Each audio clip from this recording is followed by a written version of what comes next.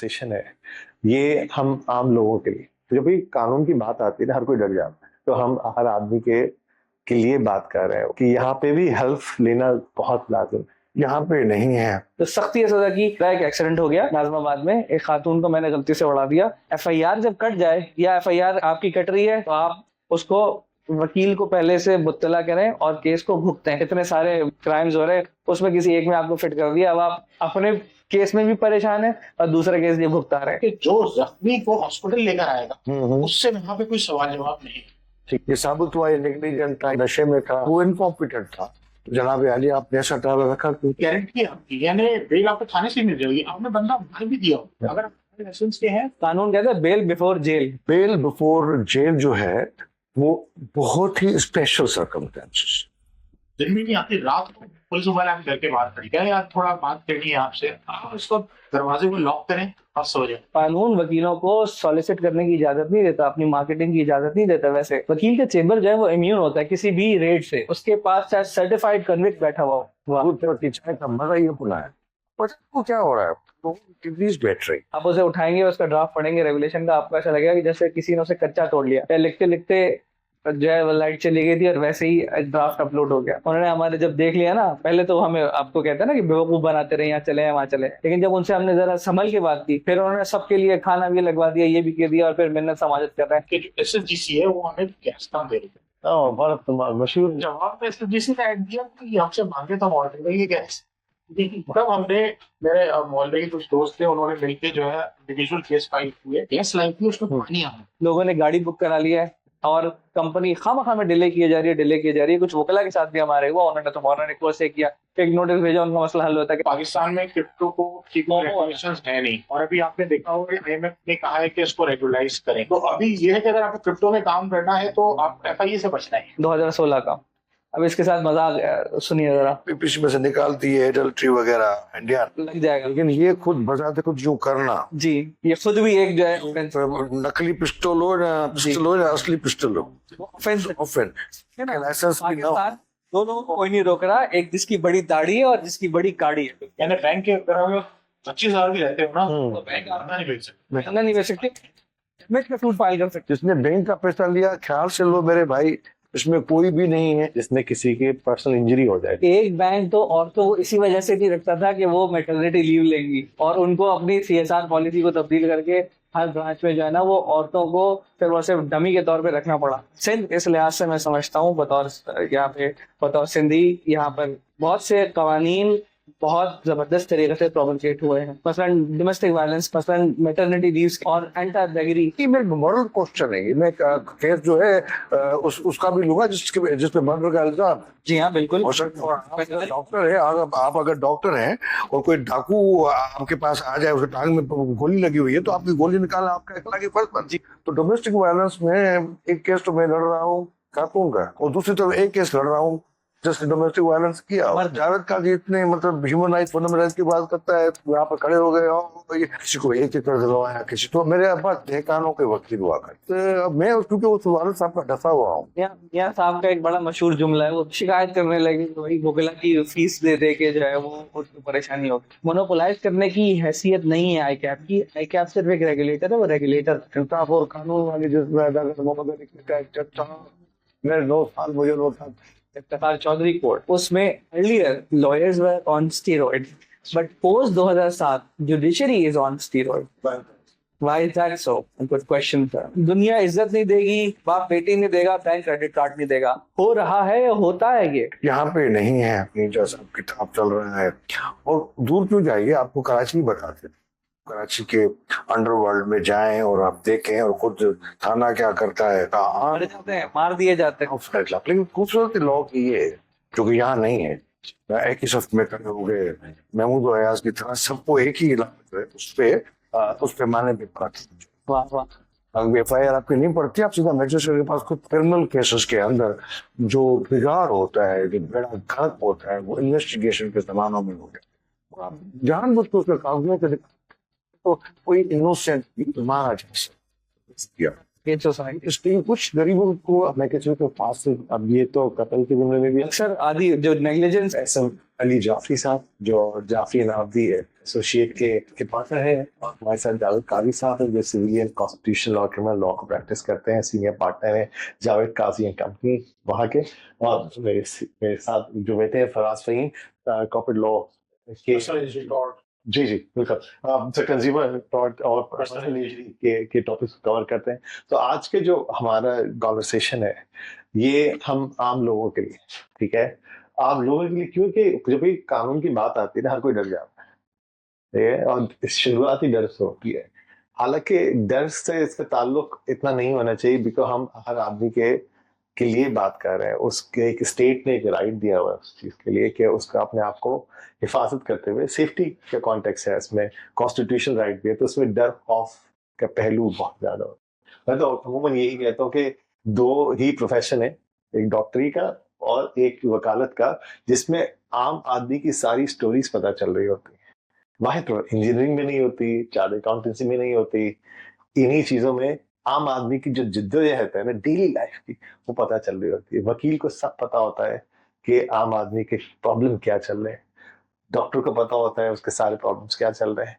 ये वाहिद दो प्रोफेशन है, मगर इस दो प्रोफेशन की सेंसिटिविटी ये है कि यहाँ पे भी हेल्प लेना बहुत लाजिम है, राइट। वाहिद दो प्रोफेशन है, इंजीनियरिंग में कोई हेल्प नहीं, ठीक है, चार्टर्ड अकाउंटेंसी में कोई हेल्प नहीं, ये दो प्रोफेशन है। इसमें एक गलती डॉक्टर कर ले तो इंसान 6 फीट जमीन के नीचे, एक गलती कोई लॉयर या जुडिशरी या जस्टिस कर दे तो जमीन से 6 फुट ऊपर है, तो मामला सेंसिटिव है। तो आज हम इस पे बात करते हैं, हम बात करेंगे, हमारा जो आज का जो टॉपिक है उसको हम 3 हिस्सों से देखेंगे। पहला हम समझेंगे पाकिस्तान का लॉ है क्या, इस हवाले से कि स्ट्रक्चर क्या है, अदालतों का स्ट्रक्चर क्या है। अमूमन लोग फर्क नहीं कर पाते कि सिविल, क्रिमिनल, कॉन्स्टिट्यूशन, कॉर्पोरेट वगैरह क्या फर्क है, राइट, और कब आया कि लॉयर की जरूरत पड़ेगी। पहले हम इस चीज से बात करेंगे। और पाकिस्तान का जो लॉ है वो बाकी साउथ एशिया के जो ममालिक हैं, जो पड़ोसी ममालिक हैं, उससे मुख्तलिफ क्यों, और आम आदमी को उसमें क्या प्रोटेक्शन दी गई है, इस पर पहले हम बात। उसके बाद मैं ये स्ट्रक्चर इसलिए बताना लाजमी समझता कि मैं व्यूअर समझ जाए कि उनको क्या इस बातचीत से मिलने वाला है। दूसरा हम बात करेंगे कि लिटिगेशन का या जो कोर्स है लॉ का, सॉरी से उसको जो कानूनी उसको हक मिलने का जो तरीका क्या है, आर्बिट्रेशन, मीडिएशन वगैरह वगैरह, इस हवाले से कुछ बात करेंगे मखसूस लॉस के हवाले से। मिसाल के तौर पर पर्सनल इंजरी हो गई, एम्प्लॉयमेंट के हो गए, मैरिज के हो गए, सिविल और क्रिमिनल कोर्ट के, एफआईआर के बारे में बात करेंगे, ये क्या है, और ये अगर किसी एफआईआर करके क्या करना है उसको। मिसाल के तौर पे कोई रोड एक्सीडेंट हो गया तो क्या करना है, मिसाल के तौर पर। सो इस चीज पर फिर हम बात करेंगे थोड़ी सी मुख्तलिफ, वो बात है कि ऐसे लॉस पाकिस्तान के जो थोड़े से ऐसे हैं जो बदल जाने चाहिए, ठीक है, वक्त के साथ साथ, और ऐसे केसेस जो बिल्कुल ही जिसका जो नौयत ही बड़ी मुख्तलिफ है, आपके पर्सनल एक्सपीरियंसेस के, उस बात करेंगे। तो आइए अब आज हम गुफ्तगू का आगाज करते हैं। तो सबसे पहला मेरा सवाल है जावेद काजी साहब से। चलो आप मुझे बताइए, थोड़ा हमारे नाज़रीन के लिए बताइए कि पाकिस्तान का लीगल सिस्टम का स्ट्रक्चर क्या है। ये अदालतें इतनी अलग अलग, वकील इतने अलग अलग, ये क्या है सिलसिला, आप जरा बताएंगे। आप अगर इसको यूं देखें कि अंग्रेज के आने से पहले भी यहाँ कानून था। अब मुझे तो इतना नहीं पढ़ा मैंने कि एक लॉ था जिसका पर्शियन हिस्ट्री से कोई ताल्लुक होगा। हम आए एंग्लो सेक्शन लॉ के अंदर, और बहुत सारे जो लॉ को इस पे काम करते हैं वो कहते हैं कि गुलामी तो हमें मिली, लेकिन हमें ये लॉ जो है वो मिला, ठीक है। लेकिन लॉ बेसिकली यूनिवर्सल, जिस तरह मैथमेटिक्स यूनिवर्सल है, इस तरह जहाँ पर भी 10, 15, 20 लोग काम करेंगे तो उनकी एक सोसाइटी बनेगी, तो कुछ डिस्प्यूट बनेगी, कुछ रिलेशंस को कॉन्ट्रैक्ट बनेगा, तो आपका उस तरह से जो है एक चीज हो जाती है। अब ये कॉमन लॉ जो ब्रिटिश लॉ था वो यहाँ आया, और यहाँ पे ये कानून जो था वो अंग्रेजों ने इंट्रोड्यूस किया, और पूरी दुनिया में जहाँ पे भी मॉडर्न लॉ जिसको कहा जाता है, जिस तरह से बरतानिया से लॉ ट्रेवल करता हुआ अमेरिका पहुंचा, वो मैग्ना कार्टा ये वगैरह जो ह्यूमन राइट्स बिल है वो अमेरिका के तरीके से, फिर ये जो हमने यूरोपियन लॉ पढ़ा, तो लॉ अपनी नेचर में यही है कि जिस तरह से एक यूनिवर्सल नेचर है उसकी, हमारी भी एक लॉ है। लेकिन सोसाइटी चूंकि वो कॉन्स्टिट्यूशन के करीब नहीं जा रही है, कॉन्स्टिट्यूशन के करीब जाने का मतलब ये होता है कि society, constitution itself is a grand norm, और बाकी सारे नॉर्म्स जो होते हैं वो उसके अंदर आते हैं, और एक सोसाइटी डिस्कोर्स करते करते आइन और जो सोसाइटी है वो मतलब करीबी हो जाते हैं। अमेरिकन सोसाइटी को आप देख लें और वहाँ का कॉन्स्टिट्यूशन देखें, बरतानिया देखें, तो वहाँ लोग लॉ और उनमें मतलब रूल ऑफ लॉ जिसको कहा जाए वो है। यहाँ पे नहीं है। यहाँ कारोकारी जैकोबाबाद के अंदर वजीरिस्तान में अपनी जैसा आप किताब चल रहा है, और दूर क्यों जाइए, आपको कराची बताते हैं। कराची के अंडरवर्ल्ड में जाएं और आप देखें, और खुद थाना क्या करता है, के अंदर कितने स्लो तरीके से केसेस चलते हैं, बहुत स्लो चलते हैं। और आपने वो फिल्म भी देखी होगी, हर रोज तारीख, हर रोज तारीख, हर रोज तारीख, तारीख पे तारीख, तारीख पे तारीख। तो इस तरीके से जो है बहुत सारे जुल्म। लेकिन लॉ जो राइटिंग में है, लॉ जो है वो दो लॉज होते हैं, प्रोसीजरल लॉ होता है और एक सब्सटेंटिव लॉ होता है। सीआरपीसी जो है वो ब्रिटिश लीगल सिस्टम अभी भी उठाएंगे, 19-20 का फर्क होगा। हिंदुस्तान के हमारे लॉ के अंदर जो है सीपीसी जो है, जो सिविल दीवानी दीवानी जानता हूँ, आप पता नहीं कहाँ से जानते हैं। तो वो जो है वो उस तरीके से उसकी अपनी जो है, और सब में जो है बड़ी जो है वो खुद कॉन्स्टिट्यूशन है, और कॉन्स्टिट्यूशन के फंडामेंटल राइट्स के अंदर खुद एक प्रोसीजर है। वो क्रिमिनल में भी जाता है, वो सिविल में भी जाता है। और एक कानून ने शहादत हमारे सोच से नाम तब्दील करके पता नहीं क्या कर दिया, लेकिन उसको हम एविडेंस एक्ट कहे तो ज्यादा बेहतर है। और सरकमसाइज कर दिया है और मुसलमान कर दिया। पता नहीं क्या कर दिया। अब मुख्तलिफ अदालतें, ठीक है, अब थोड़ा सा बताइए कौन कौन सी अदालत है आम आदमी के लिए, कि ये तो हिस्ट्री तो समझ में आ गई कि ब्रिटिश लॉ था विच वी इनहेरिट, और वो फिर ऑब्वियसली इम्प्रूवमेंट आती है, फिर कॉन्स्टिट्यूशन आया, मजीद उसमें से चीज़ें निकली। अब अदालत के इकसाम क्या है, राइट? और इसी तरह से वकील भी मुख्तलिफ, जजेस भी मुख्तलिफ होते हैं, तो थोड़ा सा बताइए। उसमें जाफरी साहब भी बोलेंगे, आप हमारे दोस्त भी बोलेंगे। मैं इसमें एक चीज़ ऐड करना चाहता हूँ। मुझे जो लॉ समझ आई है, जो क्रिमिनल लॉ है, हालांकि उसमें जितना बड़ा ऑफेंस होगा तो कोर्ट दो हो जाती हैं, एक होता है मैजिस्ट्रेट, दूसरा होता है सेशन जज। लेकिन जो सिविल लॉ है उसकी जो महवर है, और सबसे बहुत खूबसूरत तरीके से अगर एकेडमिकली देखा जाए, वो सिविल जज है, जिसको सीनियर सिविल जज भी कहा जाता है। और बड़ी बड़ी डिस्प्यूट्स आती हैं वहाँ। और यहाँ कराची के अंदर कुछ ओरिजिनल जुडिशन हमारी बनती है सिविल में, लेकिन एक है मैजिस्ट्रेट, जिसमें क्रिमिनल लॉ जो है उसके बाद सीधा आ जाता है, एफआईआर कटी और मैजिस्ट्रेट साहब इन्वोक हो गए, तफ्तीश भी वो करवाएंगे, फिर केस भी वहां चलेगा, फिर ऑफेंस बढ़ा है तो वो भेज देंगे सेशन जज के पास। फिर सेशन जज एक नहीं होता, सेशन जज के एक पूरी की पूरी आम होती है, जिसको एडिशनल सेशन जज कहा जाता है। क्या है आम आदमी के लिए जो लॉ बिल्कुल वाकिफ नहीं है इस सिलसिले से। अब मैं अगर आपसे चाहा तो आपसे पूछूंगा कि क्या स्ट्रक्चर क्या है, ये सेशन जज क्या होता है, ये सिविलियन फिर जज क्या है, कोर्ट के लेयर्स क्या क्या है, थोड़ी सी हायरार्की। अच्छा, thank you for having us sir. Court की हायरार्की जो बिल्कुल ग्राउंड का जो आपका लेवल शुरू होता है, सबसे पहले दर्जा अव्वल का मजिस्ट्रेट है, उसी लेवल पे दर्जा अव्वल का सिविल जज है। फिर ऊपर चले जाएं तो ये आप डिस्ट्रिक्ट कोर्ट में बात करें, जिसको जिला कचहरी या जिला अदालत कहा जाता है ना, तो वहाँ आप मजिस्ट्रेट हो गया, मजिस्ट्रेट से ऊपर असिस्टेंट सेशंस जज कह लें, एडिशनल सेशंस जज कह लें, उसके ऊपर आ जाता है सेशंस जज।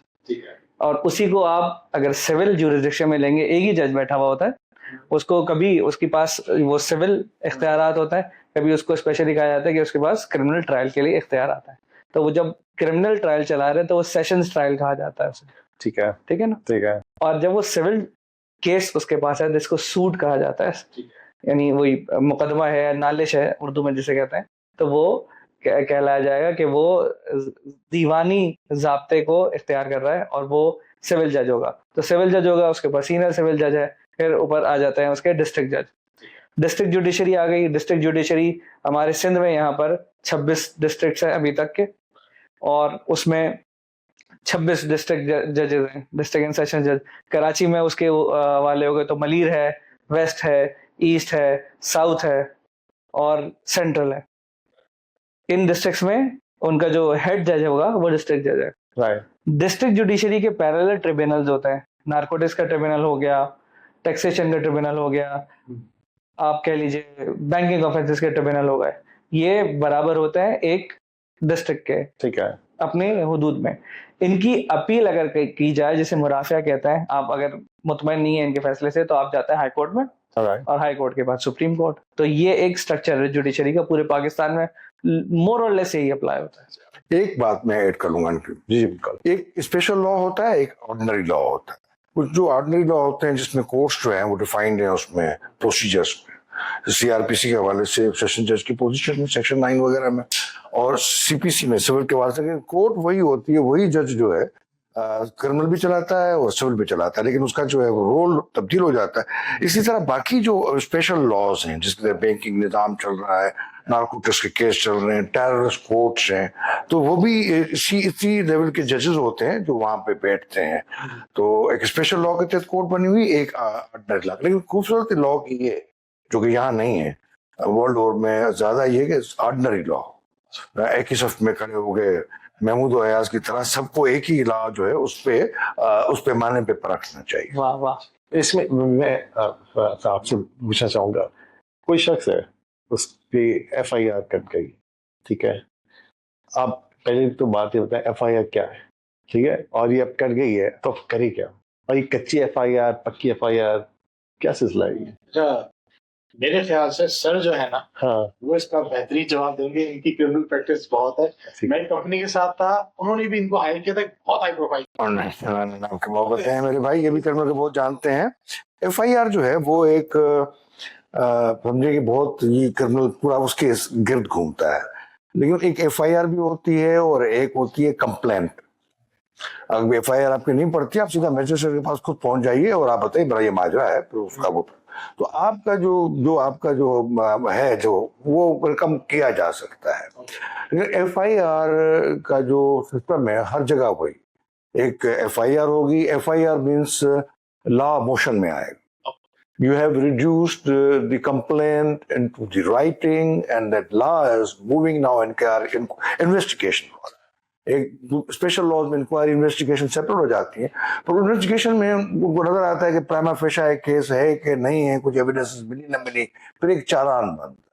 फिर एक चालान के बाद मैजिस्ट्रेट की मर्जी है कि उसको समझे कि वो अगर केस बना के भी आया है, क्योंकि पुलिस बहुत ही खतरनाक किस्म की चीज है, और हमारे क्रिमिनल केसेस के अंदर जो बिगाड़ होता है, जो बेड़ा गर्क होता है, वो इन्वेस्टिगेशन के जमानों में ही हो जाता है, और ये केस को वहां बिगाड़ देते हैं और सही तरीके से केस नहीं लाया जा सकता। और जो क्लाइंट है वो आता है जब चिड़िया चुग गई खेत वाली बात, तो जब वो इन्वेस्टिगेशन खत्म हो गई, जरा हम आ गए, तो आप पहले आ जाते, क्योंकि आपको जो लॉ है वो जिस वक्त आपके पास पहुंचता है, आपको वकील की असिस्टेंस की इजाजत देता है, और यहाँ पे लोगों को पता नहीं है सर, ठीक है ना।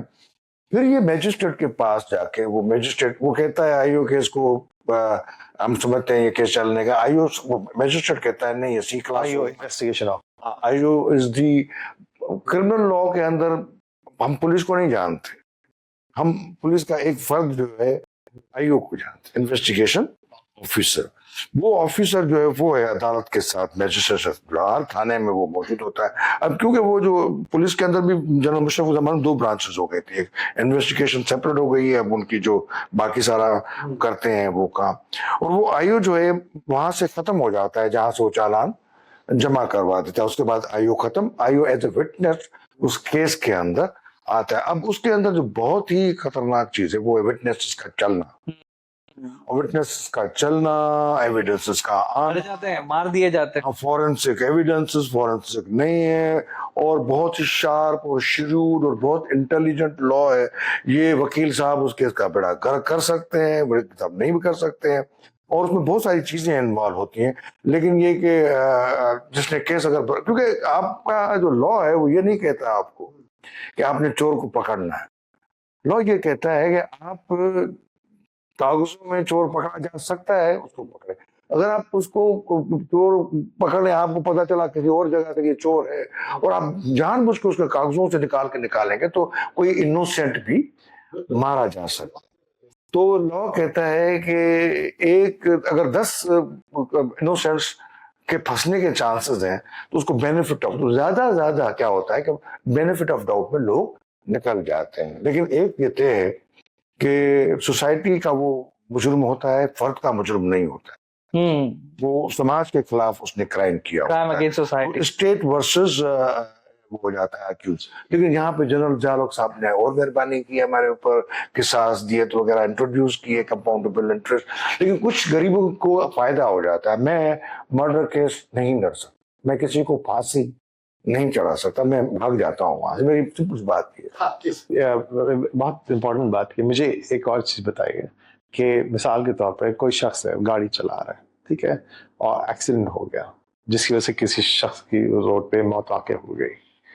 अब आम तौर पे इस सूरत में मालूम नहीं होता कि क्या किया जाए, राइट, कि आया अब बिल्कुल, और लॉयर को कब तलब किया जाए। अब ये तो कत्ल के ज़िम्मे में भी आ सकता है, अब वो उसको कोई भी रुख दिया जा सकता है। तो अमूमन इस मामले को लोग कैसे अप्रोच करें? अब ये हो गया रोड साइड पे एक्सीडेंट, ठीक है, बहुत सारे लोग अनफॉर्चुनेटली इतना ज्यादा डर है लॉ का, लोग भाग जाते हैं, ठीक है, क्योंकि ऑब्वियसली सर कोई क्रिमिनल उससे बचता है तो सोसाइटी का अनफॉर्चुनेटली माजरा ऐसा ही हो गया है, लोग जान बचाने के बजाय भाग जाते हैं, अपनी जान बचा लेते हैं बजाय जो इसको बचाया जा सकता है।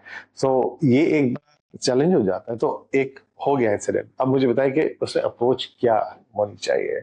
लोग जब इस तरीके के जिसमें एक्सीडेंट हो गया और मार दिया किसी को जिसने एक्सीडेंट किया है, अक्सर तो कराची की सड़कों में ये होता है ना कि कांगरूस की तरह लोग ऐसे फुदक फुदक कर रोड पे आ जाते हैं फास्ट लेन में। आप सड़क पे चला रहे हैं अपनी गाड़ी, अपनी बाइक, और कोई सामने आ गया या कोई खातून आ गई, आप भी गए और वो भी काम से गए, और जब आपकी आंख खुलती है तो लोग आपको कह रहे होते हैं कि तुम्हें अब तो भाई तुम्हें सही है, और वही 6 फुट ऊपर वो शख्स वहां खड़ा है, लोग जमा हो गए। अब बात तो लीगल है, पुलिस आ गई वगैरह वगैरह जो भी है, अब उसका क्या राइट है? अब हो गया तो एक्सीडेंटली है ना, तो how he should approach it. अच्छा, जो किया जाता है ना इसमें, ये जैसे होना चाहिए, वही जैसे सर अब कह रहे थे ना काजी साहब, कागज पे क्या है और हो क्या रहा होता है। पुलिस वाले भी जिसके ऊपर मतलब अक्सर आदि जो नेग्लिजेंस का केस होता है ना, उसमें आप कहते हैं एक टर्म होती है कंट्रीब्यूटरी नेग्लिजेंस। मैं अगर सड़क पे गाड़ी चलाता हुआ आ रहा हूँ और सामने मैंने उसको देख लिया, अगर मैंने जानबूझ के आपको ठोका है ये अलग बात है, गलती से आपसे गाड़ी लग गई और आपको मैंने उड़ा दिया वो अलग बात है। और उसमें तनासुब देखती है अदालत के आपकी कितना फीसद हिस्सा है इस एक्सीडेंट को पाये तकमील तक पहुंचाने में। क्या आप 100% जिम्मेदार थे या कितना परसेंट है, वो आप जब केस चलता है तो अदालत कहती है जितना आपका हिस्सा होता है उतने हिसाब से आप पर हर्जाना भी हो जाता है या आपको सजा भी हो जाती है ना। उसके हिसाब से जो सख्ती है सजा की एट मोस्ट आती है वो तब आती है जब आपने अपना पूरा हिस्सा निभाया किसी खता को, किसी जुर्म को करने में। और अगर आपका छोटा सा हिस्सा या गलती से हो गया तो अदालत उसको आप पर थोड़ा सा हर्जाना कह के ना स्लैप ऑन द रिस्ट और कह के फारिग कर देती है। लोगों के साथ किया जाता है थोड़ा सा इस पे मैं बताइए। पुलिस आपसे कहती है, मेरे साथ ये 1.5 हफ्ते पहले एक क्लाइंट की कॉल आई कि सर मेरा एक एक्सीडेंट हो गया नाजमाबाद में, एक खातून को मैंने गलती से उड़ा दिया और वो पेडिस्ट्रियन ब्रिज की वजह सड़क पे आ गई थी, तो फास्ट लेन में थी, मैं गिर गया सर, 6 टाके मेरे आए, बाइक मेरी बर्बाद हो गई। मेरी जब आंख खुली तो उन खातून का भी जो है ना पाँव फ्रैक्चर हो गया था। उनका बेटा आया कहने लगा कि देखें भाई हमारा तो नुकसान हुआ है, आप 1.5 लाख रुपए देते हैं वरना हम आपकी FIR कटवा देंगे। पुलिस ने क्या किया, इम्पाउंड कर लिया व्हीकल और बाइक रखी हुई है थाने में। उस लड़के को बुला के कह रहे हैं जिसके पट्टी बंदी है सर पे कि बेटा ऐसा करे, इनको पैसे दे दे, हमें भी 25,000 रुपए दे दे और वरना हम तेरी FIR काट देंगे। FIR जब कट जाए या FIR आपकी कट रही है तो आप उसको वकील को पहले से मुत्तला करें और केस को भुगतें। नहीं भुगतेंगे और अपनी चीज छोड़ देंगे तो वो किसी और तरीके से आपको फिट कर देंगे। आपकी गाड़ी उनके पास बंद है, वो क्या करेंगे, इतने सारे जो क्राइम्स हो रहे हैं उसमें किसी एक में आपको फिट कर दिया, अब आप अपने केस में भी परेशान है और दूसरा केस भी भुगता रहे। और जब आपसे पुलिस से कहती है कि कोई काम कर रहा है तो मैंने उसको तरीका बताया, उस लड़के ने उसको अपना लिया। लेकिन जब कोई वाकया हुआ है तो आपके हवास दुरुस्त होने चाहिए कि आप किसी न किसी चीज को देखें और परखें। क्रिमिनल लॉ ये कहता है कि एक जिस शख्स को एक्यूज, जिस शख्स पर इल्जाम है, जो मुल्जिम है, उस पर बियॉन्ड रीजनेबल डाउट यानी हर तरीके से शुबे को क्लियर करके प्रोसिक्यूशन को केस साबित करना है, और वो छोटा सा भी डाउट निकाल लें ना अपने केस में, मुझ पे इल्जाम है और मैं फाजिल वकील साहब के केस को हल्के से भी झूठा साबित कर दूं, तो अदालत मुझे शक का फायदा देकर बरी कर सकती है। हवास अपने दुरुस्त रखने चाहिए। मगर मुझे बताइए ना, एक आम आदमी जो सड़क पे बाइक चला रहा है, गाड़ी चला रहा है, तो भाई सबसे ज्यादा डर तो पुलिस का लगता है कि बजाय मामला दुरुस्त होने के और कॉम्प्लिकेट हो जाए और कॉम्प्लिकेशन का बेनिफिशियरी तो वो पुलिस हो जाएगी रादर देन इंसाफ मिलने की तब। ये जो खौफ है, ये डर है, इससे कैसे ओवरकम करें? वजह ये कि लामाला कुछ ना कुछ तो होगा, इंसान जब निकलेगा काम के लिए तो ये तो रिस्क रहेगा। तो कैसे वो कुछ क्या करे आवाम? इंश्योरेंस है हल इसका। बिल्कुल, अच्छा एक इंश्योरेंस, ठीक है, थर्ड पार्टी इंश्योरेंस तो लॉ तो कहता है कि लाजमी करानी है, ठीक है। हम कराते ही है। इंश्योरेंस की तरह की है, एक्सीडेंटल इंश्योरेंस, अच्छा ठीक है, तो फाइनेंशियल एस्पेक्ट से आप कवर हो गए। ठीक है। होता ही है जब एक्सीडेंट होता है एक आपका, तो पहला काम जो आपको करना चाहिए, वो अगर आपकी गाड़ी चल सकती है जी जी, तो उस जख्मी को गाड़ी में डाल के हम्म, आप फौरन हॉस्पिटल ले जाएं। ठीक है, क्योंकि 2014 में एक लॉ बना था, एड इन एक्सीडेंटल इमरजेंसी एक्ट 2014 है, या 8 साल आगे पीछे। उसमें यह है कि जो जख्मी को हॉस्पिटल लेकर आएगा उससे वहां पे कोई सवाल जवाब नहीं है। ठीक है।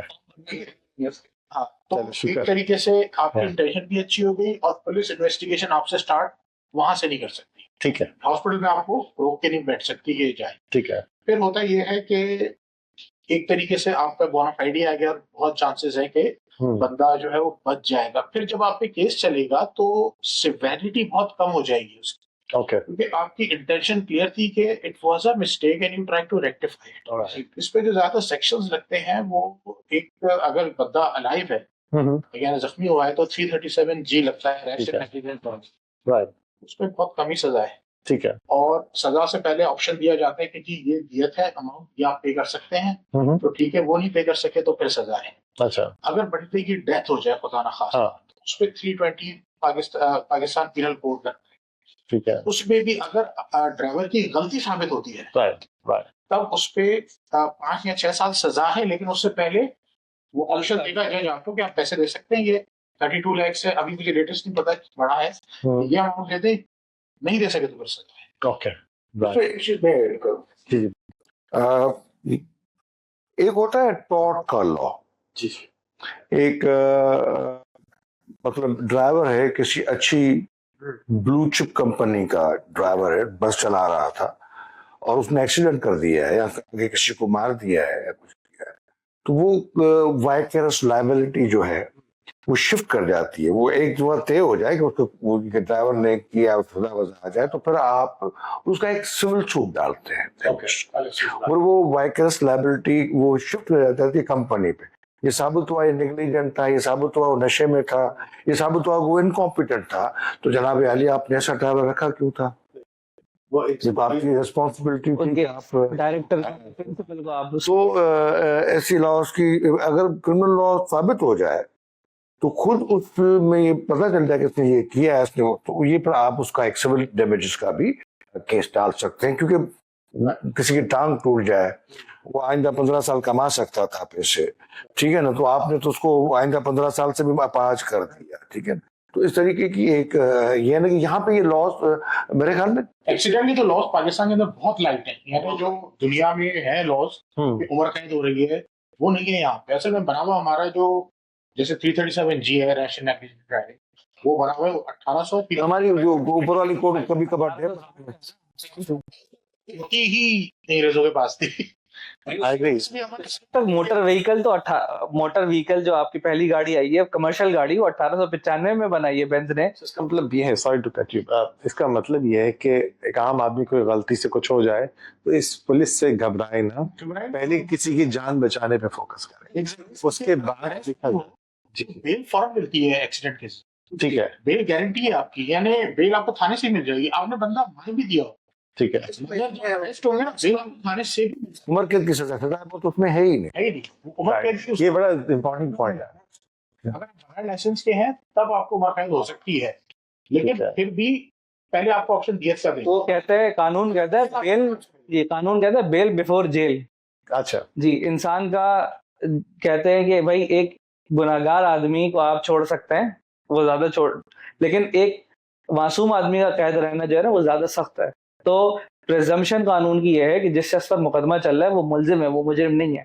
आप उसे मुजरिम तब ट्रीट कीजिएगा जब उस पर केस बियॉन्ड रीजनेबल डाउट साबित हो जाए, लेकिन in the meanwhile take a chill pill. Jafri, इसमें एक और चीज मैं ऐड करूंगा। बेल बेसिकली आफ्टर जेल है। जी, बेल बिफोर जेल जो है वो बहुत ही स्पेशल सर्कमस्टेंसेस। नंबर वन, कि उसको स्मैक कर जाए जज कि केस झूठा है, वो स्मैक कर जाए कि ये जो है वो बनता नहीं है, जी, प्राइमा फेशी पोजीशन बनाता है। जी, और वो एक बहुत बड़े इंटेलिजेंट वकील का भी काम है। लेकिन 90% बेल्स आपको बिफोर अरेस्ट, क्योंकि वो बेल का बिफोर जेल का कॉन्सेप्ट ही नहीं है। मतलब वो कोई आपका राइट नहीं है बेल बिफोर जेल, वो स्पेशल सर्कमस्टेंसेस के वो अंदर करना पड़ेगा। अब वो है, वो मिलती है उस वक्त मिलती है कि जब पता चले कि रियासत कुछ ज्यादा प्यार करती है, कुछ ज्यादा उसको फंसाने के चक्कर में है, तो उसको, वरना अगर आपका है तो फिर आपको सीधा जाना। अगर एक ऐड करना चाहूंगा कि एक चीज रह गई थी जो मेरे ख्याल से लोगों को पता होनी चाहिए जरा। कि क्या हो जब एक बंदे पे FIR कटेगा। मेरा जो पर्सपेक्टिव ये है कि यूजली जब बंदे के खिलाफ FIR कटती है, कोई कटवाता है, रजिस्टर कराता है, तो 50% टाइम ये होता है आपको कॉल आती है पुलिस स्टेशन से। वो ये नहीं कहते कि FIR कट गई है, वो कहते हैं एक मसला है, आप आके बैठे रिजॉल्व कर लें, अच्छा। और कभी नहीं जाना चाहिए। सबसे पहले आप अपने वकील के पास जाएं, उसको आप बताएं तो वो उसकी कच्ची कॉपी निकलवा ले के देखेगा क्या सेवरिटी है। बिल्कुल। फिर दूसरा ये होता है कि रात को, दिन में नहीं आती, रात को पुलिस मोबाइल आपके घर के बाहर खड़ी हुई, ओके। क्या यार थोड़ा बात करनी है आपसे, आप उसको दरवाजे को लॉक करें और सो जाएं। अच्छा, सही। अच्छा, पुलिस के पास कभी भी इख्तियार नहीं होता घर के अंदर आए, उसको मजिस्ट्रेट से वारंट लेने पड़ते हैं, और वो टेररिज्म के अलावा मजिस्ट्रेट कभी नहीं देता। सही। तो बस आप बंद करके बैठ जाएं, थोड़ी देर बाद चली जाएगी, सुबह आपको सबसे पहले वकील के दफ्तर। सही बात। देखिए अप्रोच इज दैट के वेट एंड सी, वकील तक पहुंच जाए बात का। अब मुझे ये बात है, अब अमूमन कंज्यूमर जो है ना बहुत सारी दवाएं लेते हैं मार्केट से, अभी रिसेंटली लाहौर वगैरह साइड केस हुआ था, ब्लाइंडनेस के इश्यूज बहुत हो गए उसकी वजह से, राइट।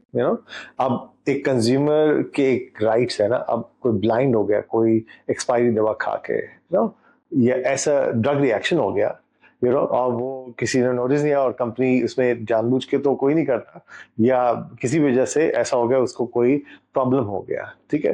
तो इस सूरत में मुझे बताएंगे कि कंज्यूमर का जो पेन पॉइंट है उसका मदावा कैसे होगा। देखिए, आपने जो एग्जाम्पल दिया है बहुत एक्सट्रीम एग्जाम्पल है। अच्छा। इसमें तो दो मदावे होंगे, एक तो ये कि जाके वो थाने में भी कराए और मालिकान को रजिस्टर कराए, दूसरा ये एक स्पेशल कंज्यूमर कोर्ट खुल गया, वहां पे जाके ये दावा फाइल कर सकते हो, कोई कोर्ट फीस नहीं है। अच्छा, ये कहाँ पे कोर्ट बताइए हमें। ये हर जिले में है, अच्छा, हर डिस्ट्रिक्ट के अंदर एक अच्छा, है, ठीक है। और कंज्यूमर कोर्ट कहते हैं उसे। वहां पे जाके अगर सादे कागज से भी दरखास्त दी जाए तो उसको उठा लेती है, मगर उसकी रिक्वायरमेंट ये है कि पहले आपने नोटिस दिया, ठीक है। आप एक नोटिस दें कि मैं कंज्यूमर कोर्ट जाने वाला हूँ और मेरे साथ ये मसला हुआ है, मेरा आप अजाला करके दें कि ये मेरे क्लेम है, ये दें। अगर उस पर नहीं करती तो 15 दिन बाद कंज्यूमर कोर्ट चले जाएं, थ्रू लॉयर जाएं, खुद पर्सनली चले जाएं, वहां पे जाके पूरी जो की तफसील है, बाहर जो है वो बैठे हुए होते हैं स्टेनोज कोर्ट के बाहर, वो आपसे 400-500 रुपए लेंगे, आपको बहुत ही अच्छी फर्स्ट क्लास प्रिंट बना के दे देंगे और आप वहां जाके पेश कर दें। जज आपको, आप देखेंगे कि कितने हेल्पफुल हैं कंज्यूमर कोर्ट के जजेस हमारे। अच्छा। यंग लोग हैं और वो पूरा केस चलाएंगे, कोई पैसे नहीं लगते आपके उसके अंदर। बाकी अगर आपको समझ लगता है कि आप डेली नहीं जा सकते फिर आप हायर। एक बड़ा मजेदार वाक़या है, मैं अब जब अपना चेम्बर बनाया था मलिक वाला, तो तमाम पंखे जो उसमें थे फॉल सीलिंग के साथ वो ठीक थे, एंड मेरे ऊपर जो पंखा लगा हुआ था वो खराब हो गया। नया, सारे पंखे नए थे, लाइटें भी ना जो बटन से चल रही हैं, और रिमोट उसका चलाया नहीं चल रहा, फिर उसको तब्दील करवाया, फिर दोबारा नहीं चला, और उसको चेंज करवाने हमारे पितर बुजुर्ग जा रहे पापा, उनसे मैंने कहा जब तीसरी दफा ये हो गया ना तो मैं हंसने लगा, मैंने कहा इसको ऐसा करे रख दे, मैं उनको नोटिस भेजता हूँ तो इसको सूद समेत वसूल करता है कीमत से, तो वह चले कह लेंगे अपनी वकालत अपने पास रखो। लेकिन फराज साहब ने सही कहा कि आपको बतौर कंज्यूमर, मेरा जो फेवरेट एस्पेक्ट भी है लॉ का और रिसर्च एरिया भी है कंपटीशन लॉ, उसमें दो चीजें देखी जाती हैं। एक बतौर कस्टमर, अच्छा कस्टमर जिस जबान में इस्तेमाल करते हैं लोग लेमैन्स लैंग्वेज में, वो दरअसल कंज्यूमर्स होते हैं। कंज्यूमर कहते हैं एक एंड यूजर को जो कि किसी भी प्रोडक्ट को या किसी भी सर्विस को हासिल करे और उसको कमर्शियली आगे इस्तेमाल ना करे, ये इसकी तारीफ है। और कस्टमर वो है कि जो कि एंड यूजर नहीं है, वो किसी भी तरीके से या उसे प्रोसेस करेगा किसी चीज को, सर्विस को या प्रोडक्ट को, और उसे आगे मार्केट में बेच देगा। हाँ, ये बड़ा डिस्टिंक्शन होना जरूरी है। कस्टमर अलग है, कंज्यूमर अलग है। अमूमन लोग इंटरचेंजेबली बिल्कुल इंटरचेंजेबली यूज करते हैं। वकीलों के लिए लोगों ने एक बहुत ही डेरोगेटरी किस्म का, मैं नाम भी ले लेता हूँ, टैक्स फाइलिंग एक कंपनी है, नाम क्या था फराज साहब उनका, जिसने यूट्यूब पर वगैरह भी सारे में बनाया हुआ है कि एक वकील को दिखाया कि बहुत ही फॉरगेटफुल सा है और वो जो है ना उसको काम नहीं आता, और जी ऐप थी टैक्स वाली, वो भी कोई चार्टर्ड अकाउंटेंट साहब चला रहे हैं जो कि खुद वकील भी हैं, शायद ये नहीं है। तो उन्होंने ऐसे डेरोगेटरी से बनाया ये। अब लोगों ने, मैंने कहा कि इस पे मुझे जो है ना बात सवाल उठाने चाहिए। किसी ने कहा कि यार आपको बतौर कंज्यूमर जाना चाहिए। मैंने कहा कंज्यूमर कोर्ट का केस नहीं है, ये कंपटीशन कमीशन का केस है। उसको फिर हमने इस्लामाबाद में कंप्लेन की कि भाई इनको रोका जाए, उनको फिर नोटिस भी भेजा हमने, और ये जो कंप्लेन की तो उससे उसका तदारुक कर सकते हैं आप। उन्होंने क्या किया, वकीलों को इस बारे में छेड़ दिया कि भाई वो तो कुछ भी कर रहे हैं, और उनके बारे में ना एक फॉल्स प्रोपेगेंडा किया।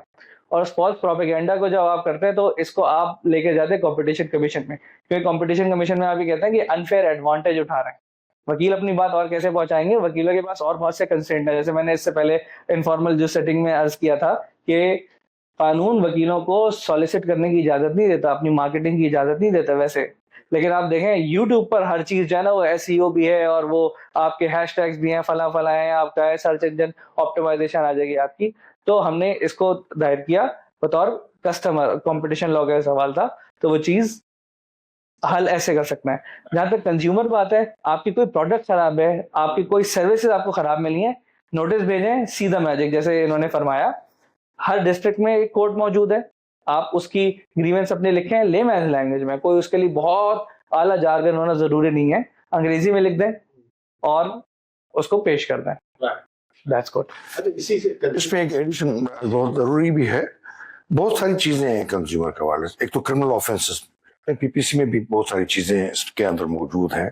ड्रग्स में कोई ऐसी दवाइयां हैं सेंसिटिव जो कि हो जाए केस हुआ था ना स्टैंड का, तो सजाएं बहुत भी होती है, ऐसी कोई बात नहीं कि किसी का लाइफ जो है। और ये जो कंज्यूमर कोर्ट्स ये जो है उसको देख लेंगे या कॉम्पिटेटिव कोर्स देख लेंगे, कोई टॉट जिस तरह मैंने आपको बताया एक्सीडेंट के हवाले से वो आ जाता है। कौन सा है डोनाल्ड डेविडसन, कौन सा है जो नेबर रूल है? जी स्नेल्स, डोनोग वर्सेस स्टीवन, वो जो छिपकली उस बोतल से निकल आई थी, स्नेल्स केस, असल में टॉट उस लॉ ने बना, ठीक है। तो वो जो है वो बोतल से निकल, उसने पूरी एक जो उसको $1 बिलियन की जो भी देना पड़ा, और उस प्रिंसिपल कोई 1940 ईयर्स पहले का। जितनी जितनी सोसाइटी सेंसिटिव हो जाती है उतने उतने लॉज इम्प्रूव हो जाते हैं। अगर सोसाइटी जो है कमजोर है, सोसाइटी में जो इतनी ताकत ही नहीं है, और तो यहाँ डैमेजेस के सूट, जो डेफेमेशन के सूट, कितनी हालत खराब होती है। यहाँ से साफ ही जाते हैं इसी ARY को, इसी चैनल को पकड़ते हैं वहाँ लंदन की कोर्ट, क्योंकि वहाँ चलती है नहीं है, वहां पर भी चलते हैं। तो मेरा व्यूअर जो लंदन वाला है उसको वो सजा आ जाती है, उनको डैमेजेस आ जाते हैं। द थिंग इज दैट कि अब लॉ की अवेयरनेस बहुत आ रही है, और ये इसका मतलब ये सोसाइटी थोड़ी सी आगे बढ़ रही है। आप देखें वकला तहरीक से पहले इतना कहाँ था, मतलब अब बहुत सारा लोगों को हो गया। और कुछ नेगेटिव चीजें भी हुई हैं कि कुछ वकील साहबान जो हैं वो लोग उनसे नाराज भी हैं, खफा भी हैं, वो हर चीज में अपनी एक न्यूसेंस बना के बैठ। एनीवे ये लॉ अभी इम्प्रूव करने के लिए है, और तो बहुत इम्प्रूवमेंट होने की जरूरत है। अब ये जो कंज्यूमर लॉ जो है पाकिस्तान में, सारे लॉज में बहुत ही वीक है। काजी साहब जो फरमा रहे हैं वो है टर्म उसकी एम्बुलेंस चेजर्स।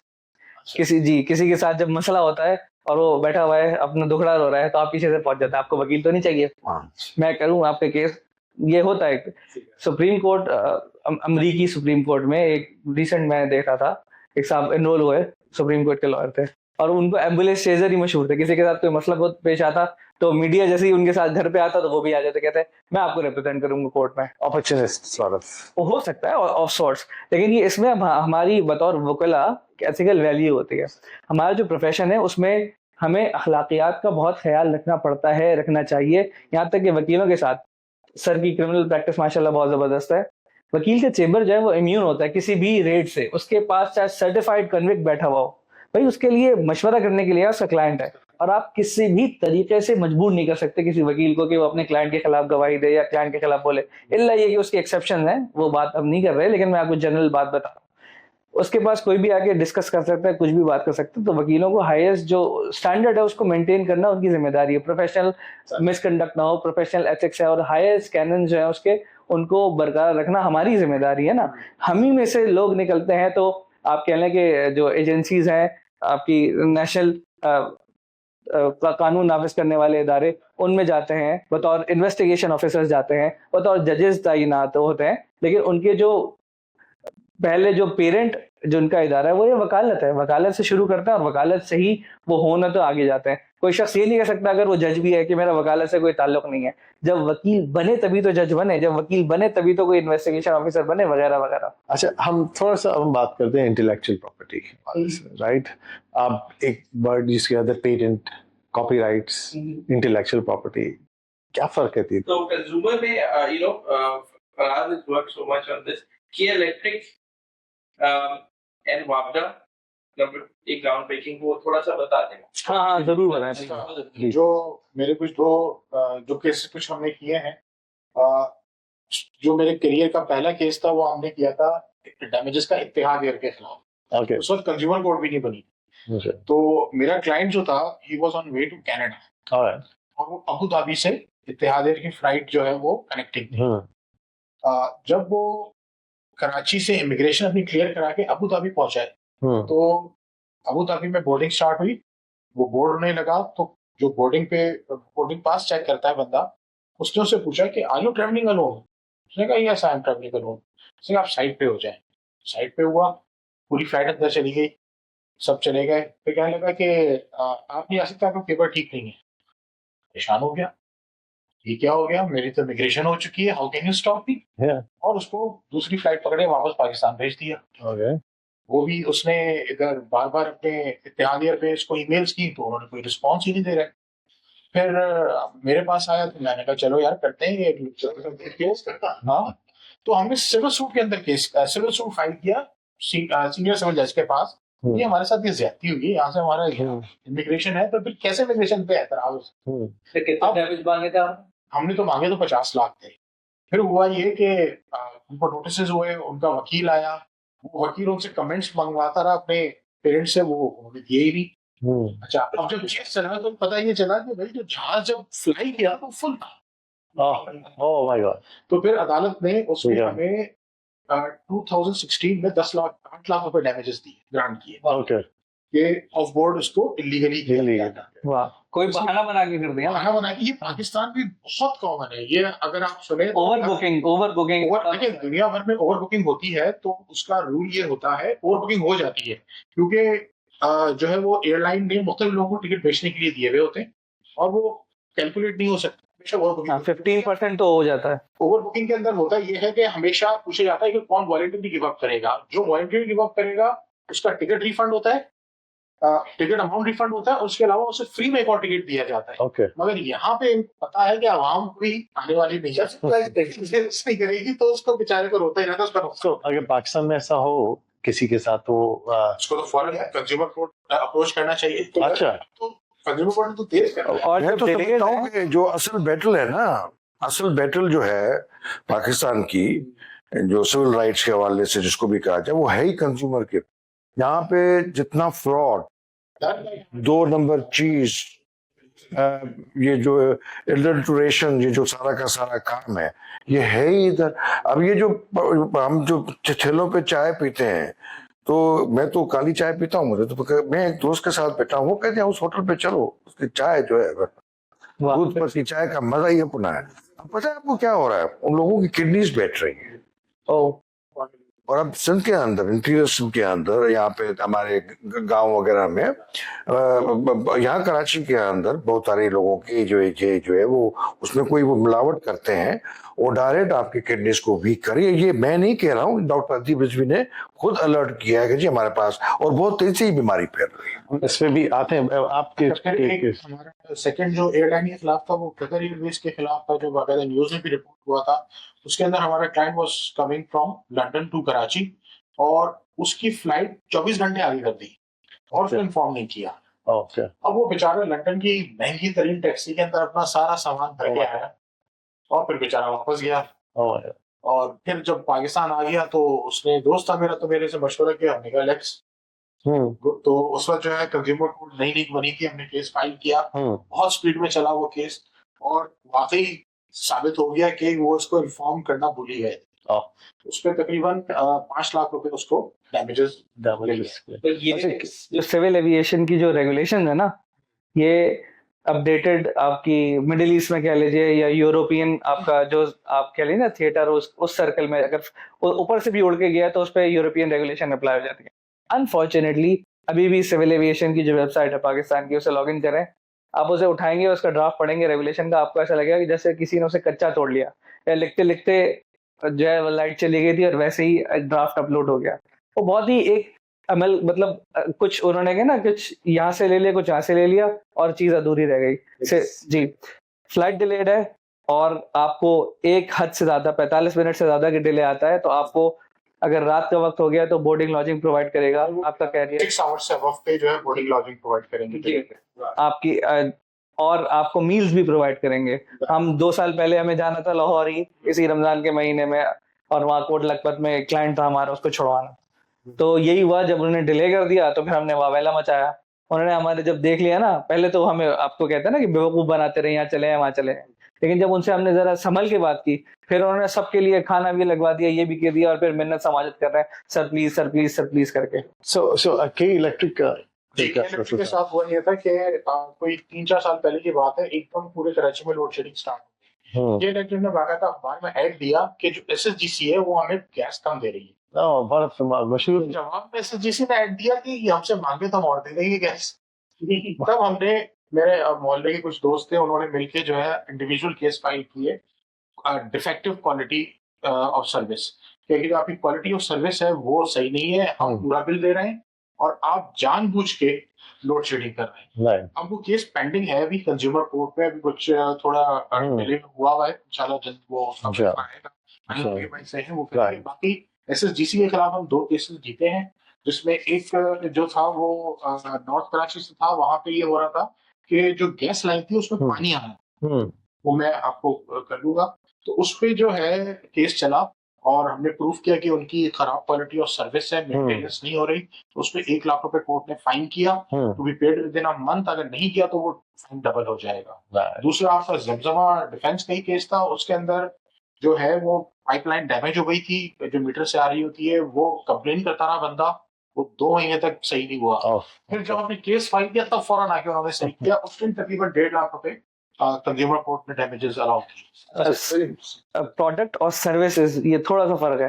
प्रोडक्ट अगर आपकी डिफेक्टिव निकल आती है तो अदालत जो है ना वो देन एंड देयर कहती है, मसलन 15,000 रुपए की चीज है, वो कहती है कि 15,000 रुपए पहले तो आप या इनकी प्रोडक्ट तब्दील कर दें या इनको रिफंड कर दें, प्लस वो थोड़ा सा एक डैमेज का अमाउंट जो है ना, और साथ में वकील की फीस दिलवाती है कंज्यूमर कोर्ट, तो वकील का वाउचर लगा दिया।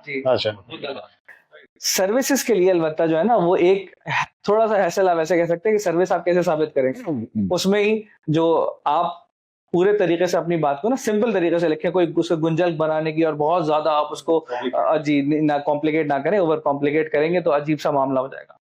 आप साबित करते रहे, वो चीज आती है और अदालत वाकई में इसको कंसिडर भी करती है और आपको डैमेजेस भी देती है। एक जो सबसे आजकल मसला चल रहा है ना, लोगों ने गाड़ी बुक करा ली है और कंपनी खामखा में डिले किए जा रही है। कुछ वकला के साथ भी हमारे हुआ, उन्होंने तो फौरन रिक्वेस्ट किया, एक नोटिस भेजा, उनका मसला हल होता है, कहना सर आपकी गाड़ी की डिलीवरी आ गई है।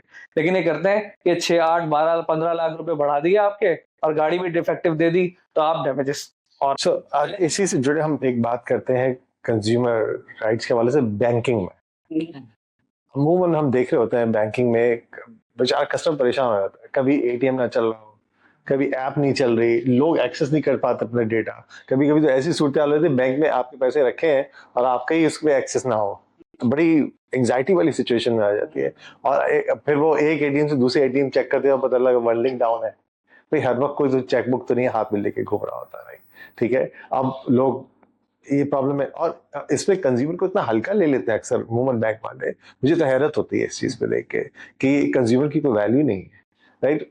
माना कि बैंकिंग का सबसे बड़ा क्लाइंट तो गवर्नमेंट है और एक्चुअली बैंकिंग पाकिस्तान में का ऑन जो रिटेल साइड बैंकिंग है वो कंज्यूमर बैंकिंग तो अभी भी बहुत छोटी सी है, राइट। मगर इसमें कंज्यूमर बहुत भूल जाता है। अब इस सूरत में इंसान क्या करे, मुझे थोड़ा सा गाइड करेंगे इस हवाले से कि एक आम आदमी है, अब वो सिस्टम अभी जैसे अभी हुआ है, रमजान शुरू हुआ और जिस पहली रमजान को बैंकिंग का सिस्टम टोटल डाउन था, राइट। सो अब इसमें कंज्यूमर तो सफर कर गया है इसमें, और कई कंज्यूमर सफर करता है। मैं तो अक्सर पोस्ट देखा होता है फेसबुक पे, लोगों क्या होती है कि फला बैंक बिल्कुल बेकार चीज है, समझ ही नहीं आता सब बैंक एक ही तरह के लग रहे हैं।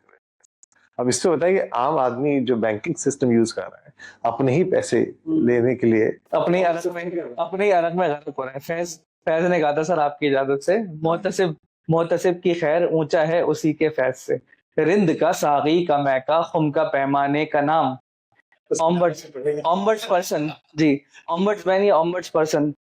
बैंकिंग मोहतसिब ना एक अलग से बनाया गया एक इदारा है। इसमें आपके जो बैंकिंग से मुतालिक जो जुमला मसाइल हैं आपके सारे के सारे है ना, फ्लॉटसम एंड जेटसम, उनको आप डिस्कस कर सकते हैं और उनको उनके पास जा सकते हैं। दूसरा, आप डैमेजेस का सूट कर सकते हैं। तीसरा, क्योंकि बतौर कंज्यूमर आपको जिस भी डेफिनेशन में आप अदालत जाते हैं तो जज सबसे पहले उसकी कोशिश ये होती है कि आपकी सारी दरखास्त पे एतराज निकाले। तो सबसे पहले आपसे पूछता है जी वकील साहब आप क्यों आए। आप अगर ये बयान कर पाए सक्सेसफुली जज को कि आप बतौर कंज्यूमर आपका राइट इन्फ्रिंज हुआ है, तो जज आपके केस को एडमिट करने में कोई पसोपेश नहीं दिखाएंगे, लहतोलाल नहीं करेंगे। अगर आप यही साबित नहीं कर पा रहे कि आपका क्या रिलेशन बनता है कि आप कोर्ट आ गए, तो जज आपकी दरखास्त किसी भी एवेन्यू पे होगी उड़ा देंगे। अमूमन मामला की नजर ऐसे होती है, ऑम्बड्समैन के पास जाना, अगर कोई ऐसा मटेरियल की नौयत इस तरह की इतनी मटेरियलिटी है आपके उसका भी ना तरीका आपने देखा होगा, बैंकों में जाइए तो बैंकों में आवेदन करना जरूरी है कि अगर आपकी कोई शिकायत है बैंक से मुतालिक तो ये ऑम्बड्स पर्सन का नंबर है, इस पे आप शिकायत कर सकें, इस चैनल से भी चलाएं। हमारे यहाँ जो ज्यादातर मसला है ना, और वो वाकई में पेन्स टेकिंग है हमारे लिए भी बतौर वकील भी और क्लाइंट के लिए भी। उसने केस फाइल कर दिया और उसने तो हमें फीस दे दी, अब उसकी बला से वो आपको फोन करके ना बिल्कुल ससुराल वालों की तरह ताने देता है, सर क्या हुआ, सर ये हुआ, आपने तो कहा था 3 महीने लगेंगे, आप तो 4 पेशी कह रहे थे। वो आपको अपने ख्याल में डिसऑनेस्ट समझ रहा होता है, ये समझ रहा होता है कि आपको जितना देना चाहिए था एफर्ट आप उतना नहीं कर रहे। लेकिन बतौर वकील आपके ख्याल में क्या हो रहा है, इस शहर में हड़तालें हो गई, इस शहर में जज का मूड खराब है, छुट्टी हो गई, आपकी तबीयत खराब हो गई, मुखालिफ वकील की तबीयत खराब हो गई, आप दोनों साथ में चाय पीते हैं, उन्होंने कहा यार एक डेट ले लें।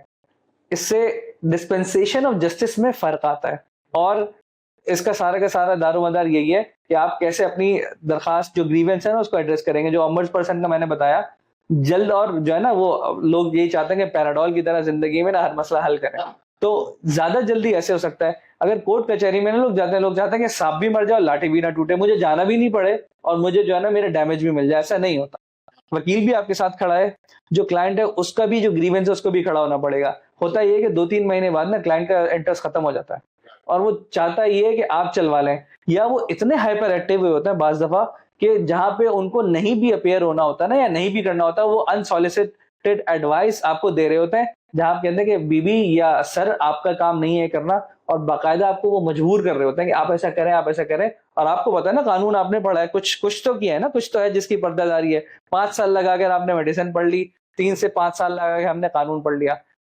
वो आपको ऐसे मशवरे दे रहे होते हैं कि आप ऐसा कर दें, और आपको पता है कि अगर आपने ऐसा किया तो टांग किसकी टूटेगी। So my name is Mohit Hussain. I'm basically a chartered accountant by profession, and currently I'm into fintech company, which is a startup. right My question is that we currently Pakistan में recently there's been a huge boom in cryptos prices. right और पाकिस्तान में still हमारे पास ना regulations आई है ना clarity आई है. A lot of Pakistanis are missing on something, a gain that they could have made, you know. right US ने इसको सही कर दिया, इंडिया ऑथराइज्ड टैक्स है। So what do you think, हमारा जो वैसे ही डिवैल्यूएशन से पिसा हुआ इंसान, उसके बाद एक एसेट था जिससे he could have made money, वो मिसिंग है। हाउ डू यू थिंक किस तरह लेके चलना चाहिए? Is missing on something? Sir देखिए, ऐसा है कि पाकिस्तान में क्रिप्टो को की कोई रेगुलेशंस है नहीं, और अभी आपने देखा होगा आईएमएफ ने कहा है कि इसको रेगुलाइज करें। तो अभी ये है कि अगर आपको क्रिप्टो में काम करना है तो आपको एफआईए से बचना है। एफआईए कहाँ नहीं जाती? गिलगित बल्तिस्तान, सवात और आजाद कश्मीर, आप वहां जाके मायने लगाए। एफआईए आपको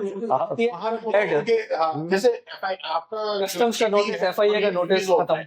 यहाँ पे आपको इनकम टैक्स नहीं लगता। इवन आप बैंक में भी जाएंगे ना, वहाँ पे अभी बैंक आप गिलगित बल्तिस्तान की किसी भी अभी बैंक में अकाउंट है, किसी भी बैंक में अकाउंट बनाए तो आपकी ट्रांजैक्शन पे वो इनकम टैक्स नहीं डिडक्ट होगा। टैक्स में डिडक्ट होने का मतलब ये नहीं कि लॉ अप्लाई ना होता हो। सर मगर क्रिप्टो का अगर लॉ तो मुल्क में नहीं है।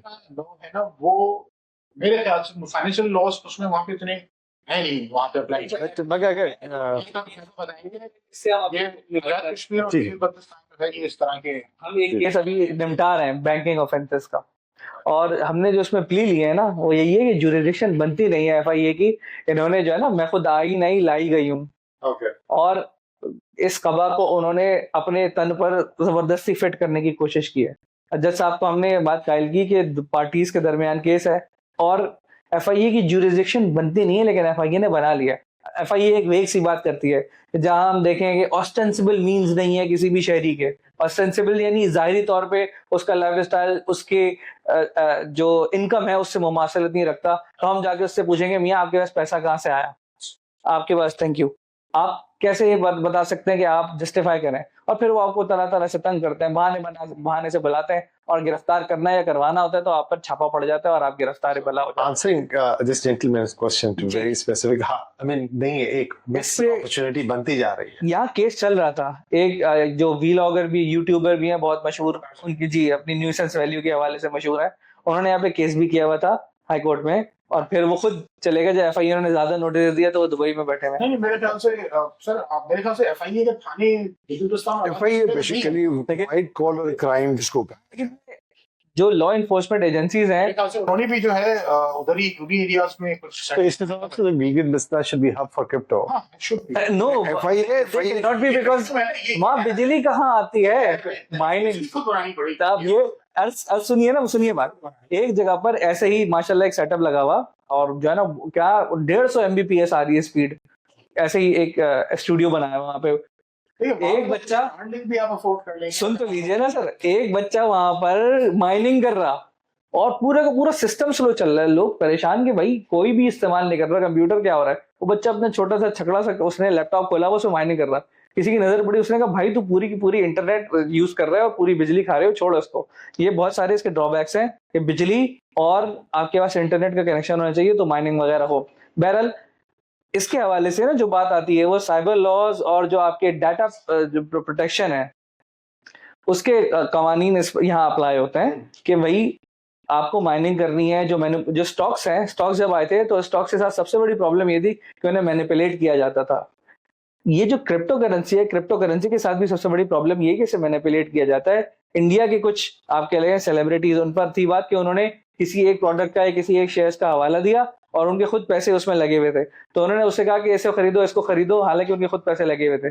जब लोगों ने उसी कंपनी के शेयर्स उठाए तो उन्होंने क्या किया, अपने शेयर्स मार्केट में फ्लोट कर दिए, बेच दिए, अपना प्रॉफिट तो सीधा कर लिया और दूसरों को। So, इसका मतलब ये नहीं कि पाकिस्तान में law maker, it's more of a question of competency of lawmaker to be able to grip this crypto thing or blockchain technology thing, right? It's वो ज्यादा बड़ा बैरियर है। जब ग्रे एरिया आता है ना, ये ग्रे एरिया है, रेगुलेटर्स आर नॉट देमसेल्फ जी, ये ग्रे एरिया है, और जो लॉ इन्फोर्समेंट एजेंसीज हैं इन द गार्ब ऑफ के मनी लॉन्ड्रिंग हो रही है। देखें, ब्लॉकचेन तो increasingly becoming a public interest technology at the end of the day. It is sir, it is। इसमें तो लॉन्ग टर्म में बेनिफिट ही है ना गवर्नमेंट को, क्योंकि ब्लॉकचेन से ज्यादा ट्रांसपेरेंट तो कोई टेक्नोलॉजी है ही नहीं इस वक्त देखा जाए। ट्रांजैक्शन का ट्रेल है आपके पास, इसमें मैनिपुलेट नहीं हो सकता, डिसेंट्रलाइज्ड। नेब और एफआईए में कम फर्क। नेब तो आपको स्पेशलाइज कर जाता है कि आपने एक लिया, ये एक FIA जो है वो इन्वेस्टिगेटिव एजेंसी है। इसके केसेस नेप की तरह नेप कोर्ट में नहीं चलते हैं। इसके केसेस ये भी FIR काट सकते हैं। ये सरकारी हाँ जी जी उसमें आपके जो बैंक के अंदर जो ऑफेंसेस होते हैं, व्हाइट कॉलर क्राइम्स होते हैं, ये जी बहुत सारी चीजें जो नेप चलते करती हैं, है वो ये कर सकते हैं। FIO में चलते और उसके अलावा जो FIA के साइबर क्राइम्स आ जाते हैं, फिर उसमें जो CRPC है, CRPC जिस तरह है वो उस पर अप्लाई होता है, वही मैजिस्ट्रेट होता है, उसको स्पेशल नहीं जो भी आम तरीके से होता है। लेकिन एक चीज जो मैंने देखी कि पुलिस जो थाना है उससे अच्छी इन्वेस्टिगेशन FIA कर सकती है, बहुत अच्छी कर सकते हैं। बहुत अच्छी कर सकती है। जी कॉम्पिटेंसी है, आप ये कह रहे हैं। हाँ, देख लें लेकिन वो लॉज और उसके पास वो एक लॉ लगा जिस पर एंटी टेररिस्ट कोर्ट है, वो उसमें एक आपको लगा देगी, वो उसके बाकी सारे ऑफेंसेस PPC का लगा देगी, एक वो लगाना जरूर हो जाता है। इसी तरीके से जो है वो एक जो FIA का ऑफेंस लगा देगी, बाकी तो PPC से बाय करेगी वो सारे। लेकिन वो फेडरल जो है वो इन्वेस्टिगेशन एजेंसी है FIA। ये जो थाना है वो प्रोविंशियल सब्जेक्ट है। खुद इसको समझने की बहुत जरूरत है कि एक लॉ जो क्रिमिनल है वो पार्लियामेंट बनाती है, एक लॉ क्रिमिनल जो है वो प्रोविंशियल असेंबली बनाती है, और उनके फिर आपस में संगम भी हो जाता है और उनका आपस में कोई टकराव नहीं भी होना चाहिए। फिर एक आर्टिकल 142 आ जाता है, 143 आ जाता है, इस तरह से बहुत सारी चीजें हैं जिसको मिस करके। लेकिन इन अ वे आई थिंक FIA हमारे थाने से जो है, FIA का IO जो है वो थाने से जो है वो ज्यादा बेहतर काम करता है, अगर कि ज्यादा वेस्टेड इंटरेस्ट नहीं, is it they are more competent? Is that what you're referring to? Exactly और कुछ ऐसा उसमें बात है ना। देखिए ये एक बड़ा खतरनाक पाकिस्तान में कानून था जिसको ड्रैकोनियन लॉ मीडिया इदारे कहते रहे अभी तक। लेटेस्ट हर हुकूमत की कोशिश होती है वो ट्वीट करे, X या ट्विटर जिसको कहते हैं, उसकी बंदिश के हवाले से बहुत सारी बात चल रही है। ये पीका का कानून है ना, prevention of electronic crimes act 2016 का। अब इसके साथ मजाक सुनिए जरा। एक्ट कोई भी आता है तो उसके साथ वो कैसे चलेगा, उस पर कैसे किया जाएगा, उसका तरीका क्या होगा, इसके रूल्स भी उसके साथ साथ आ जाते हैं कम हो बेस 3-4-6 महीने बाद ना। क्योंकि जब केस कैसे ही एक्ट प्रोमलगेट होता है, उसको कैसे चलाया जाना चाहिए, उसके रूल्स बाद में आते हैं क्योंकि वो डिटेल में होता है। उसके रूल्स बहुत 3 से 4 साल बाद बने। और जो इन्वेस्टिगेशन ऑफिसर था, एट टाइम्स ये हुआ कि सेनेट से पास हुए तो एक क्या लिए ऑर्गेनाइजेशन है जो इसी डिजिटल राइट्स पर काम कर रही थी, उसके पास वो रूल्स पहले मौजूद थे। जो IO हैड नो क्लू के क्या होता है। उन लोगों ने अपने पास से फोटोकॉपी करा के उन साहब को दिए कि ये आपका मैनुअल है, आपको पता होना चाहिए किस तरीके से आपको कंडक्ट करनी है। और इसमें देखें फुर्तियां कैसे की जाती हैं। जब रेड करना होता है आपको फेवरेबल, तो आप किसी के भी जो है ना वो नाक का बंद कर देता है, चाहे वो वकील ही क्यों ना हो। हम समझते हैं ना कि आप वकील हैं तो शायद आप सेफ स्पेस में है, देखिए किसी के भी अगर जब शामत आनी है ना तो शामत आ जाती है। तो कभी तो ऐसे रेड किए जाते हैं, और जब काम नहीं करना होता तो कोई ना कोई बहाना बना लिया जाता है। ये जो एक्ट वाला मामला है ये बड़ा हसास मामला है। इसको समझने के लिए थोड़ी सी एक जरूरत है इस चीज को समझना। एक्ट पार्लियामेंट बनाती है, एक मखसूस एक्ट बनाना उसका बड़ा एक पावर है, उसको बनाना है। क्रिमिनल लेवल के भी एक्ट्स होते हैं तो सिविल नेचर के एक्ट्स भी होते हैं, और फिर एक्ट जो है वो उसको देखा जाता है कि वो कॉन्स्टिट्यूशन से तसादुम में तो नहीं है, या बहुत सारी चीजें होती हैं उसको देखने के लिए। फिर जनरली सारे एक्ट्स के लिए प्रोसीजर्स जो हैं वो ऑलरेडी बने हुए हैं, वक्त के कोई स्पेशली उसमें जो है प्रोविजो डाला जाए कि जी ये इस पे ये चलेगा, ठीक है ना। तो उसको जो जो लॉज बनाने की अलग जो लॉज हैं उसमें अमेंडमेंट अलग, और जो लॉज बिल्कुल मतलब जिस तरह उन्होंने PPC में से निकाल दी है एडल्ट्री वगैरह इंडिया ने, क्योंकि वो कॉलोनियल मेड लॉज थे। अगर वो वाकई भी गैर अखलाकी चीज है, लेकिन बाय कंसेंट तो आप और मेरा क्या जाए उसमें, ठीक है ना। यहाँ पे वो मौजूद है इस तरीके से। तो एक उनमें बहुत सारे लॉज को या बहुत सारे ऑफेंसेस को निकालने की भी जरूरत है।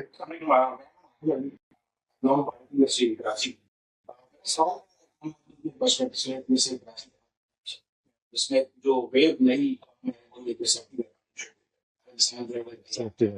Personal weapon should be there, licence इसलिए जो पर्सनल वेपन के लाइसेंस तो भी पुलिस वाला उसको जो हम जो पर्सनल वेपन के कौन सा जो भी सिंपल चीज इसके नहीं की राइट कुछ चीजें पर्सनल इनकम दिया है सिक्योर प्रोडक्ट्स सिक्योर प्रोडक्ट्स तो पर्सनल बैंकिंग प्रोडक्ट्स हैं उसमें बैंक वाले जो होते हैं वो एक कंज्यूमर को अपने एंड यूजर को जिसने प्रोडक्ट यूज किए उसको ट्रेड करना शुरू कर देता है। माय नेम इज हसन और मैं मीडिया इंडस्ट्री से हूँ। मेरा क्वेश्चन एक सिंपल सा है कि जैसे हम कोई भी एजेंसी है उनको कोई ऐड बनाना है किसी प्रोडक्ट का, सो वो कोई एजेंसी प्रोडक्शन हाउस के पास जाती है, वो उसको कहती है कि भाई हमें ये ऐड बनाना है, आप हमें आइडियाज दें। सो प्रोडक्शन हाउस उनको कोई भी आइडिया पिच करता है, सो वो आइडिया उन्होंने पिच कर दिया, अब वो उसके दिमाग से निकल के उन तक पहुंच गए। अब वो उनसे करवाएं या किसी से भी करवाएं दैट डजंट मैटर। तो वो ज्यादातर एजेंसीज ये कर रही होती है कि हमने आइडिया पिच किया, अब वो एजेंसी हमें काट देती है और किसी और बंदे को या खुद ही अपने इन हाउस किसी दूसरे बंदे को हायर किया और उसकी आइडिया तो मेरे पास इसकी एक प्रिंसिपल पोजीशन आ गई। जो हम अहम चीज भूल रहे हैं वो है एविडेंस एक्ट। वो हर कानून में हर जगह वो, क्योंकि फैक्चुअल कंट्रोवर्सी है उसमें चलेगा। मेरे इनसे दोस्त से ये अर्ज है कि आपने जो अपना जो एक बनाया था प्रपोजल या आइडिया या क्रिएटिव चीज बनाई थी, क्या आपने उसमें वो सारी चीजें लगाई थी जिससे वो उसको प्रोटेक्ट कर सके? और अगर आप किसी को बता दें ऐसे खड़े खड़े तो उसको कैसे कहेंगे कि ये आपका है? यानी कोई गवाह है, कोई लिखत पढ़ा? हाँ, ये आपको साबित करना पड़ जाए कि ये अगर आप साबित कर गए या अगर आप साबित कर गए तो आपका केस इंतहाई उसी वक्त जो है वो ठोस हो जाता है। आप आगे बताइए। चला रहा हूँ Kashan Ambani versus Coca Cola corporation. वो कोक स्टूडियो 6 के बारे में एक केस अभी चल रहा है, देखिए क्या फैसला होता है उसमें। ये काशान में ये था कि मैंने एक पायलट बनाया था, वो इनको दिया और मैंने देखा कुछ दिन बाद वो कोका-कोला ने भी एग्जैक्ट बना दिया। अब जो हमारा वो केस चल रहा है वो हमने सारी ईमेल्स और तमाम चीजें कि भाई देखिए ये आइडिया मैंने इनको बताया था, इन्होंने इसको दिए, कोई दोनों साथ काम करते थे और ये उस एजेंसी के लिए काम करते थे जिसने वो बनाए। तो वो अब उसका जो भी फैसला अदालत करे, लेकिन हम ये प्रूव कर रहे हैं कि आइडिया पहले हमने कंसीव किया था और उसको हमने फाइल बना के अपलोड कर दिया, जिससे हमें डेट मिल गई कि इस तारीख को ये क्रिएटेड था। फिर वो इनके पास गया, वो हमने फिर ट्रेस दिखाया, फिर इनका ट्रेस दिखाया, यहाँ तक कि वो एड एजेंसी तक हम पहुंच जाए कि जी। तो बेसिक ये है कि आपको प्रूफ करना है कि वो आप पहले क्रिएट किया था। उसके लिए प्रूफ करने के लिए आप टेक्नोलॉजी यूज करें, आइडिया बना के पहले अपने आप को ईमेल कर दें ताकि इस साबित हो कि इस तारीख को आपने कंसीव कर लिया था, या उसका एक वीडियो बना के अपलोड करते हैं थर्ड पार्टी आपको फौरन जाके उसे कॉपीराइट कराना होता है, वो तो आप कर नहीं सकते, एक लंबा प्रोसीजर है। और ऐसा एविडेंस बिल्कुल अवेयरनेस की जो पॉइंट है, अवेयरनेस की जो पॉइंट है इसमें आपके लिए कि आप जब ये आइडिया फ्लोट कर रहे होते हैं, मेहरबानी करके उसको एविडेंशियली उसको ऐसा करें कि वो अगर आपने बेहतियाती की किसी से बैठ के चाय के कप पे और आपने अपनी दास्तान सुना दी, ऐसे तो बहुत सारी शायरियां चोरी हो जाती हैं। नौबत में गैर की न पड़ी हो कहीं ये हूँ, ठीक है ना, देने लगा है वो से बगैर इल्तिजा किए। भाई आपको पता होना चाहिए कि किसके सामने बात की है। और सर ने एक अच्छी डिस्टिंग्विश किया फैक्ट को। कॉपीराइट का कवानीन कहते हैं जिसने भी आर्टिस्ट ज्यादातर करते हैं और उनकी लेथार्जी का अंदाजा है लॉ मेकर्स को, तो वो कहते हैं या अपने काम को आप पूरे तरीके से कॉपीराइट करा लें तो वो उसके जुमला हुकूक महफूज होंगे, और अगर आपने नहीं भी कराया तब भी वो कॉपीराइटेड होगा। जी, you were the first user और you were the first creator, उसको साबित करना वही वाली बात है। आपको साबित करना पड़ेगा, उसमें सारी बात। We quickly move to this gentleman question that he asked about a gun law कि आमतौर पे लाइसेंस गन के साथ तंग करते हैं, जैसे आपसे वो जो है ना निकाहनामा मांग रहे होते हैं नुक्कड़ पे। Exactly. So अब देखिए कराची के जो इस वक्त हालात है ना, आप मोबाइल लेके आप वॉक कर ले किसी भी स्ट्रीट पे तो खौफ लगा रहता है, तो अमूमन लोग लाइसेंस गन रखना मजबूरी बनती है। एक मजेदार बात ये बताएं कि आपकी जेब में अगर प्लास्टिक की पिस्टल मौजूद है ना और उसमें भी शिबा है कि आपको किसी ने लगाकर लूट लिया, तो उस शख्स पर भी बिल्कुल वही कानून अप्लाई होगा, चाहे उसके घर हाथ में प्लास्टिक की बंदूक हो। ये नहीं सुने जाएगा, कहा जाएगा कि आपने भी जो जैसे ही टाइप की गन पकड़ी हुई थी आप पर लग जाएगा। लेकिन ये खुद बजाते खुद यूं करना, जी, ये खुद भी एक जो है नकली पिस्टल हो या असली पिस्टल हो, वो ऑफेंस, क्योंकि आप उसको तो पता नहीं है जिसको आपने और वो तो किया। डर आपने जाएगा। उससे इस लेवल तक काम किया कि उससे आप कुछ भी करवा सकते थे। This is offence. मैं ये कहूँगा कि अगर आपको गन लेनी है तो पहले एक होम डिपार्टमेंट से लाइसेंस लेंगे आप। ठीक, लेकिन लाइसेंस वो हाँ उसके बाद एक होम डिपार्टमेंट से कैरी परमिट होता है 144 जिसे कहते ठीक हैं, है, वो आपने उसके बाद कैरी करके कैरी कर लिया, अब गन आ गई, लाइसेंस है, कैरी कर रहे हैं। अब पुलिस वाले तंग कर रहे हैं कि भाई आप क्या गन लेके घूम रहे हैं। अब वो अपनी सेल्फ डिफेंस के लिए गन रखना भी प्रॉब्लमेटिक है। कर सकते हैं। तो अब उस सूरत में कभी कोई पुलिस वाला तंग करे आम आदमी को, तो आम आदमी क्या करे? 15 पे कॉल करें। 15 पे कॉल करके आप देखें डिसिप्लिनरी उसके खिलाफ जब गाड़ी चला रहे होते हैं, आप जब गाड़ी चला रहे होते हैं तो आप क्या लाइसेंस रखते हैं अपने साथ? नहीं रखते। आप बंदूक जब मूव कर रहे हैं तो क्या आपके साथ लाइसेंस है? ठीक है, अगर आप बंदूक मूव कर रहे हैं, लाइसेंस नहीं है, तो भी कोई मसला नहीं है। आप इमीडिएटली उसको कहें मेरे पास लाइसेंस है, ये उसकी पोजीशन। हमारे दोस्त क्या वारदात हुई, सुनिए ना, वारदात हुई और क्या हुआ कि उनके यहाँ पीछे से कूदने लगे चोर, उन्होंने पिस्तौल निकाली और हवा में फायर किए। 1.5 घंटे बाद उनके यहाँ आए लोग और कहने लगे आप कैसे फायर हुआ है? उन्होंने कहा जी हमारे चोरी हो रही थी तो हमने फायर के भाग गए। कहने लगे कि साहब मांग रहे हैं आप अपना असलहा दे दें, वो चेक करेंगे कि आपका असलहा है या नहीं है। जी लाइसेंस नहीं है। वो कहने लगा यार ये 2.25 लाख की बंदूक है मोहम्मद अली, मैं क्या करूं? मुझे फोन किया उसने, मैंने कहा उनसे कहना कि हमारे वकील साहब आ रहे हैं, फिर हम उनके साथ आपके साथ आके बात करेंगे। उसके बाद उन्होंने मांगा नहीं, वरना वो उसको लेते और कहते हैं हम उसको इस पे एक पोजीशन है, इस पे मेरी एक पोजीशन है, ये बदनसीबी है हमारे मुल्क की। लेकिन ये वाकई अगर उसकी लाइसेंस के बगैर बंदूक थी, उस पर उसने चलाई है तो केस लाइसेंस अगर केस तो बनता है। उसके दांत समेत उखाड़ लो, हाँ। हाथी के दांत। ये फैक्चुअल चीज आप बता रहे हैं, लेकिन कानून आपकी उस कानून एक जगह पे बहरा जी जी हुजूर सही फरमा। जेंटलमैन क्वेश्चन कि अब उनके पास लाइसेंस गन है, वो अपने काम से जा रहे हैं, पुलिस वाले ने देखा भाई इनके पास तो गन है, उन्होंने लाइसेंस भी दिखा दिया, अब पुलिस वाला तंग कर रहा ठीक है, डिसिप्लिन ही कार्रवाई क्या करें? कॉल करते है। हाँ, वो एक कॉल करें तो सस्ता और टिकाऊ। बता दें कि अगर आप बड़े मजबूत आदमी हैं तो क्लाशनकोफ लेके बड़ी विगो में घूमे, वो कहते हैं सुनिए ना, आपके लाइसेंस भी ना पाकिस्तान हो। में 2 लोगों को कोई नहीं रोक रहा, एक जिसकी बड़ी दाढ़ी है और जिसकी बड़ी गाड़ी है। हाँ, तो हम आपको पला मछली भी खिलाएंगे, घबराएं।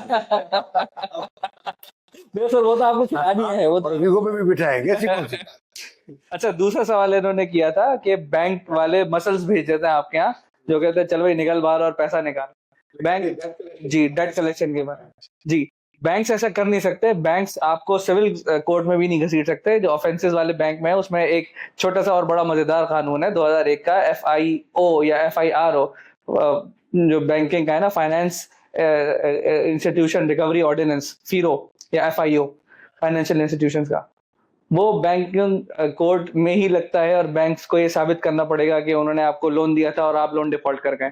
उसमें बैंक्स ये मुकदमा कायम करते हैं और जिस पर कायम होता है उसकी शामत आई हुई हो। यानी बैंक के अगर हम 25,000 भी रहते हो ना तो बैंक आपको नहीं भेज सकते। बंदा नहीं भेज सकती। अच्छा।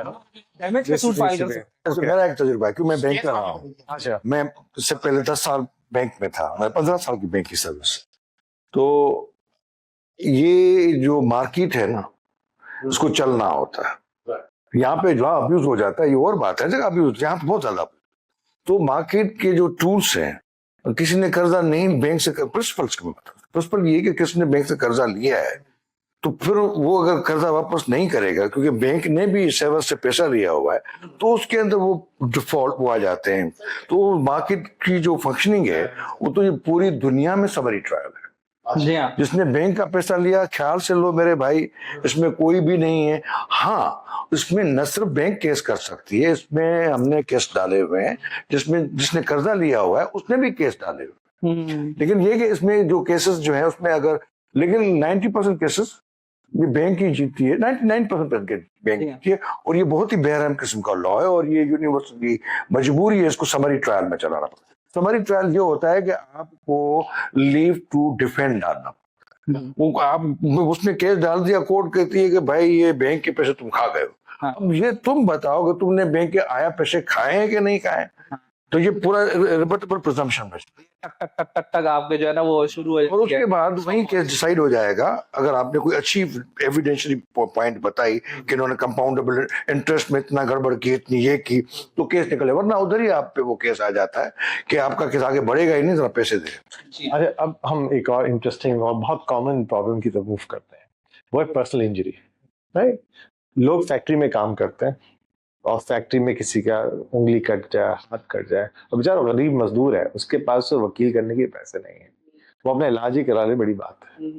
अब वो कैसे हैंडल करे? अमूमन ये स्टेट ऑर्गेनाइजेशंस होती हैं और वो उनका बस चलता है प्रेशर, या मुंह वो बंद वो खामोश करा देते हैं, या खौफ या धमकी के जरिए काम निकाल लेते हैं। अमिताभ बच्चन वाले एरा में चले गए। हाँ, बिल्कुल। सेठ मेरी तनख्वाह दे दो सेठ। बिल्कुल। सो अब उस सूरत में क्या करें? ऐसे दो तरह की क्वेश्चन है मेरे। एक तो ये ग्रेव किस्म का जिसमें किसी की पर्सनल इंजरी हो जाए इससे। दूसरा मेरा क्वेश्चन है कि this is from I have seen it. एक खातून थी, she was on the job, अब उनके वो शी वाज एक्सपेक्टिंग बेबी, उनका ऑब्वियसली मैटरनिटी लीव पे गई, वो जब जाने लगी और दरमियान में ही उनको उनका रेजिग्नेशन या उनको फायर कर दिया विदाउट हर, क्योंकि जो स्टेट ऑर्गेनाइजेशन थी वो समझ रही थी it's a liability because she is home obviously taking care of the baby, उनके राइट्स हैं ऑब्वियसली। एक बैंक तो औरतों को इसी वजह से नहीं रखता था कि वो मैटरनिटी लीव लेंगी, और उनको अपनी CSR पॉलिसी को तब्दील करके हर ब्रांच में जो है ना वो औरतों को सिर्फ और सिर्फ डमी के तौर पे रखना पड़ा, टोकनाइजेशन के तौर पे। फिर अब जाके उन्होंने जनरलाइज किया तो खवातीन को उन्होंने इंक्लूड किया। सिंध इस लिहाज से मैं समझता हूँ बतौर सिंधी यहाँ पर बहुत से कवानीन बहुत जबरदस्त तरीके से प्रोमलगेट हुए हैं। मसलन डोमेस्टिक वायलेंस का आप कह लीजिए एक्ट, मसलन मैटरनिटी लीव्स के लिए एक्ट है, और एंटी बैगरी। हाँ, इन पर अमल हो रहा है नहीं हो रहा है बात की बात है, लेकिन देखें डेवलप होता है। जैसे फराज साहब जैसे लॉयर्स होंगे मौजूद, वो जरूर कानून को ले आएंगे। और अगर नहीं भी होगा आप सर आपकी आपको अगर कोई वकील डिफेंडेंट मिल जाए, आप नहीं देखिए, फैक्चुअली बात नहीं, मेरे मॉरल क्वेश्चन है ये। मैं केस जो है उसका भी लूंगा जिसपे मर्डर का इल्जाम है। जी हाँ, बिल्कुल हो सकता। और आप अगर डॉक्टर है, आप अगर डॉक्टर हैं और कोई डाकू आपके पास आ जाए, उसके टांग में गोली लगी हुई है, तो आपकी गोली निकालना आपका अखलाकी फर्ज बनता है। जी हाँ। और ये नहीं कि आप डाकू समझ कर उसका ना निकाले। तो law is for criminal as well, वो तो साबित करेगी ना कोर्ट क्रिमिनल है कि आपने तो अभी इल्जाम लगाया है। तो डोमेस्टिक वायलेंस में एक केस तो मैं लड़ रहा हूँ खातून का, और दूसरी तरफ एक केस लड़ रहा हूँ जिसने डोमेस्टिक वायलेंस किया। और जावेद काजी इतने मतलब ह्यूमन राइट फंडामेंटल राइट की बात करता है, यहाँ पे खड़े हो गए, और ये उसका मतलब ये थोड़ी है कि किसी को आप इल्जाम लगा दें तो उसमें सजा उसी वक्त सादर कर दें। ओके, सो अनदर क्वेश्चन जो बहुत सारे लोग पूछना चाहते हैं हमारे वकीलों से कि वकील जो हैं हमारे, वो की स्केल्स क्या होनी चाहिए? मतलब अगर कोई क्लाइंट आए और अगर वो मर्डर का ट्रायल होता है या इंटेलेक्चुअल का होता है, तो अमाउंट लोगों के जहन में लोग डरते हैं और वेरी करती है। जाहिर बात है, वकील पे डिपेंड करता है, लेकिन what is a fair amount? How do we negotiate with a lawyer इसकी वजह से? ये क्या कहते हैं, ये कायनात अभी ना तमाम है शायद कि आ रही है दमादम सदाए कुन फयकून। अब वकीलों की फीसें बढ़ गई हैं जब से वकला तहरीक आई। उससे पहले वकीलों की फीसें कम थी, लेकिन जो क्वालिटी वकील है वो आपको फीस देने से मिलता है। यहीं पे ये साबित हो जाता है कि गरीबों के लिए कानून नहीं है, क्योंकि कोई भी क्वालिटी वकील नहीं कर पाएगा। कानून महंगा है। और क्वालिटी वकीलों में मुझे खुद कहना चाहिए, मैं अगर आपको ये कहूँ, मुझे तो पाकिस्तान के अंदर मेरे वालिद से बड़ा प्रो बोनो केसेस देने वाला कोई नहीं होगा।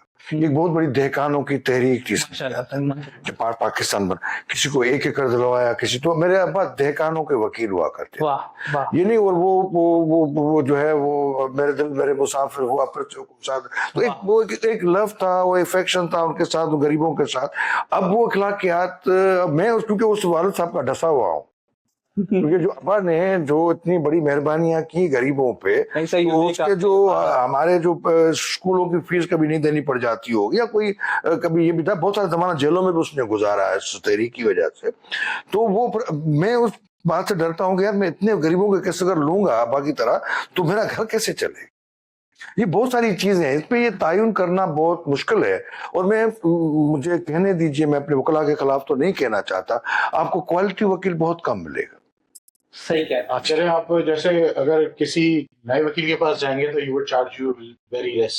अच्छा, क्योंकि प्रैक्टिस शुरू हो रही है जैसे शुरू। अब उसमें अगर आप खुला ही केस के लिए जा रहे हैं तो you can easily go to a new lawyer. अच्छा, क्योंकि उसमें सारे राइट्स खातून के पास होते हैं, जब तक वो पीछे नहीं हटेगी तब तक वो केस में कुछ नहीं होता।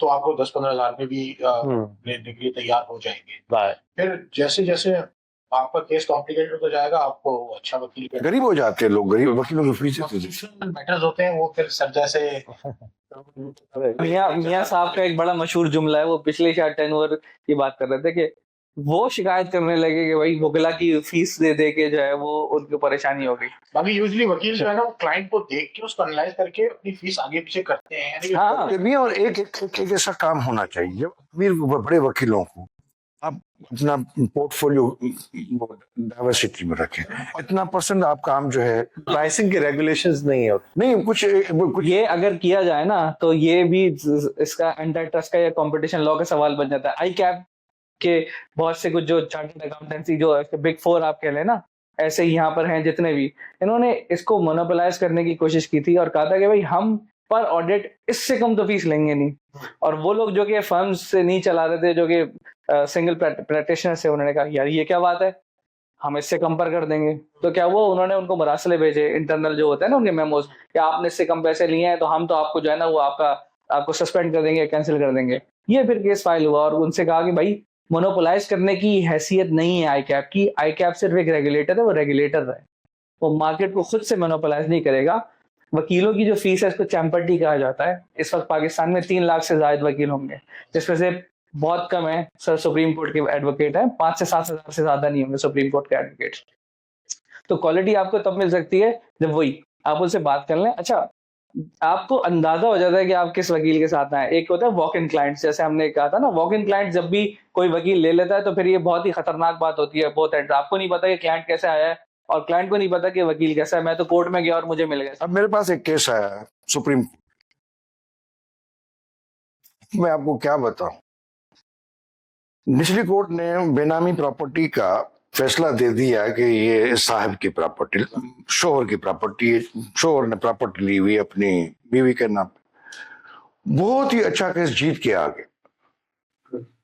फिर दूसरी कोर्ट ने जो है उसको उठा के रख दिया कि उसने कोई वकील साहब से गलती हो गई, out of love and affection का एक जुमला है, वो जो रिटर्न स्टेटमेंट थे उसके उस पर उसने उसको डिनाई किया, उसने अपनी पूरी खातून स्टोरी डाली है, ठीक है ना। उस जज साहब को इंसानियत बहुत अच्छी लगती थी और खातून का दुख बहुत अच्छा था। वो पूरी पॉलिसी पे बैठ के उसने कहा कि नहीं, आउट ऑफ लव अफेक्शन तुम तो कह गए हो। और उसने कहा नहीं हो गई, वकील साहब को, अहमक वकील साहब, सॉरी टू से इट फॉर दैट, कोई ऐसी गलती करने वाले वकील साहब ने डाल दिया। वो कैसी, उसी पे तो है एक पॉइंट। अच्छा, वो एजिटेट नहीं हुआ, वो फिर इशू नहीं बना है, फिर बहुत सारी चीजें होती है ना, किसी को आपने साबित भी नहीं किया, आपने उससे बात भी नहीं किया, आपको वो ख्याल आया और आपने उसको कर दिया। तो ऐसी हरकत जिस वकील ने की, और ऐसी एक केस मैं आपको नहीं बता रहा हूँ, क्रिमिनल में तो खास करके आपको जो पूछ, मुझे जब किसी ने केस दिया है तो मेरी इखलाकी जिम्मेदारी है कि मैं उस क्लाइंट को बचाऊं। जब मैंने केस ले लिया है तो मैंने अपनी जमीर के मुताबिक महसूस किया कि ये केस लेने जैसा है, क्योंकि ये केस यहाँ पे साबित नहीं हो पा रहा है। आपकी मर्जी है, आपका कर्म, मुझे एक केस लेना है, मैंने लिया। और उसके बाद उसके मैं गलती करके क्रॉस में कोई ऐसी चीजें कर करके पूछ लेता हूँ, और वो जो है उल्टा मेरा जो है वो बनतो प्रोफेशनल वकील, और असल में जो ट्रायल कोर्ट उसका है ही क्रॉस। वकील की रोटी पानी सारा कुछ है ही क्रॉस, और वहीं उसको जो है वो, और वो अगर झूठा केस किसी ने बनाया है वहां एक मिनट में पकड़ा जाता है। तो अरबी लफ्ज है ना जर, यानी हमें जो जरा जरा करता है, और ये होती है उसकी प्रोफेशनल ड्यूटी, और ये होती है उसकी इंटेलिजेंस और sharpness. Good lawyer knows the law, the best lawyer knows the जज। जी, ये देखिए, हम नहीं, अगर हम इसमें चले जाएंगे तो ये इखलाकियत का सवाल आ जाएगा। नहीं, वाकई इखलाकियत का सवाल आ ज्यादा इनहेरिटेंस लॉ, राइट, तो बहुत ज्यादा कॉमन प्रॉब्लम है, बहन को पैसा ना देना, खवातीन को पैसा ना देना घर में। इस पे क्या इनहेरिटेंस लॉ के हुकूक आते हैं? या 3 भाइयों में से एक माँ बाप मर गए और 2 भाइयों बेचना चाह रहे हैं और एक भाई नहीं बेचना चाह रहा, इस पे कानून क्या? Let them eat the cake.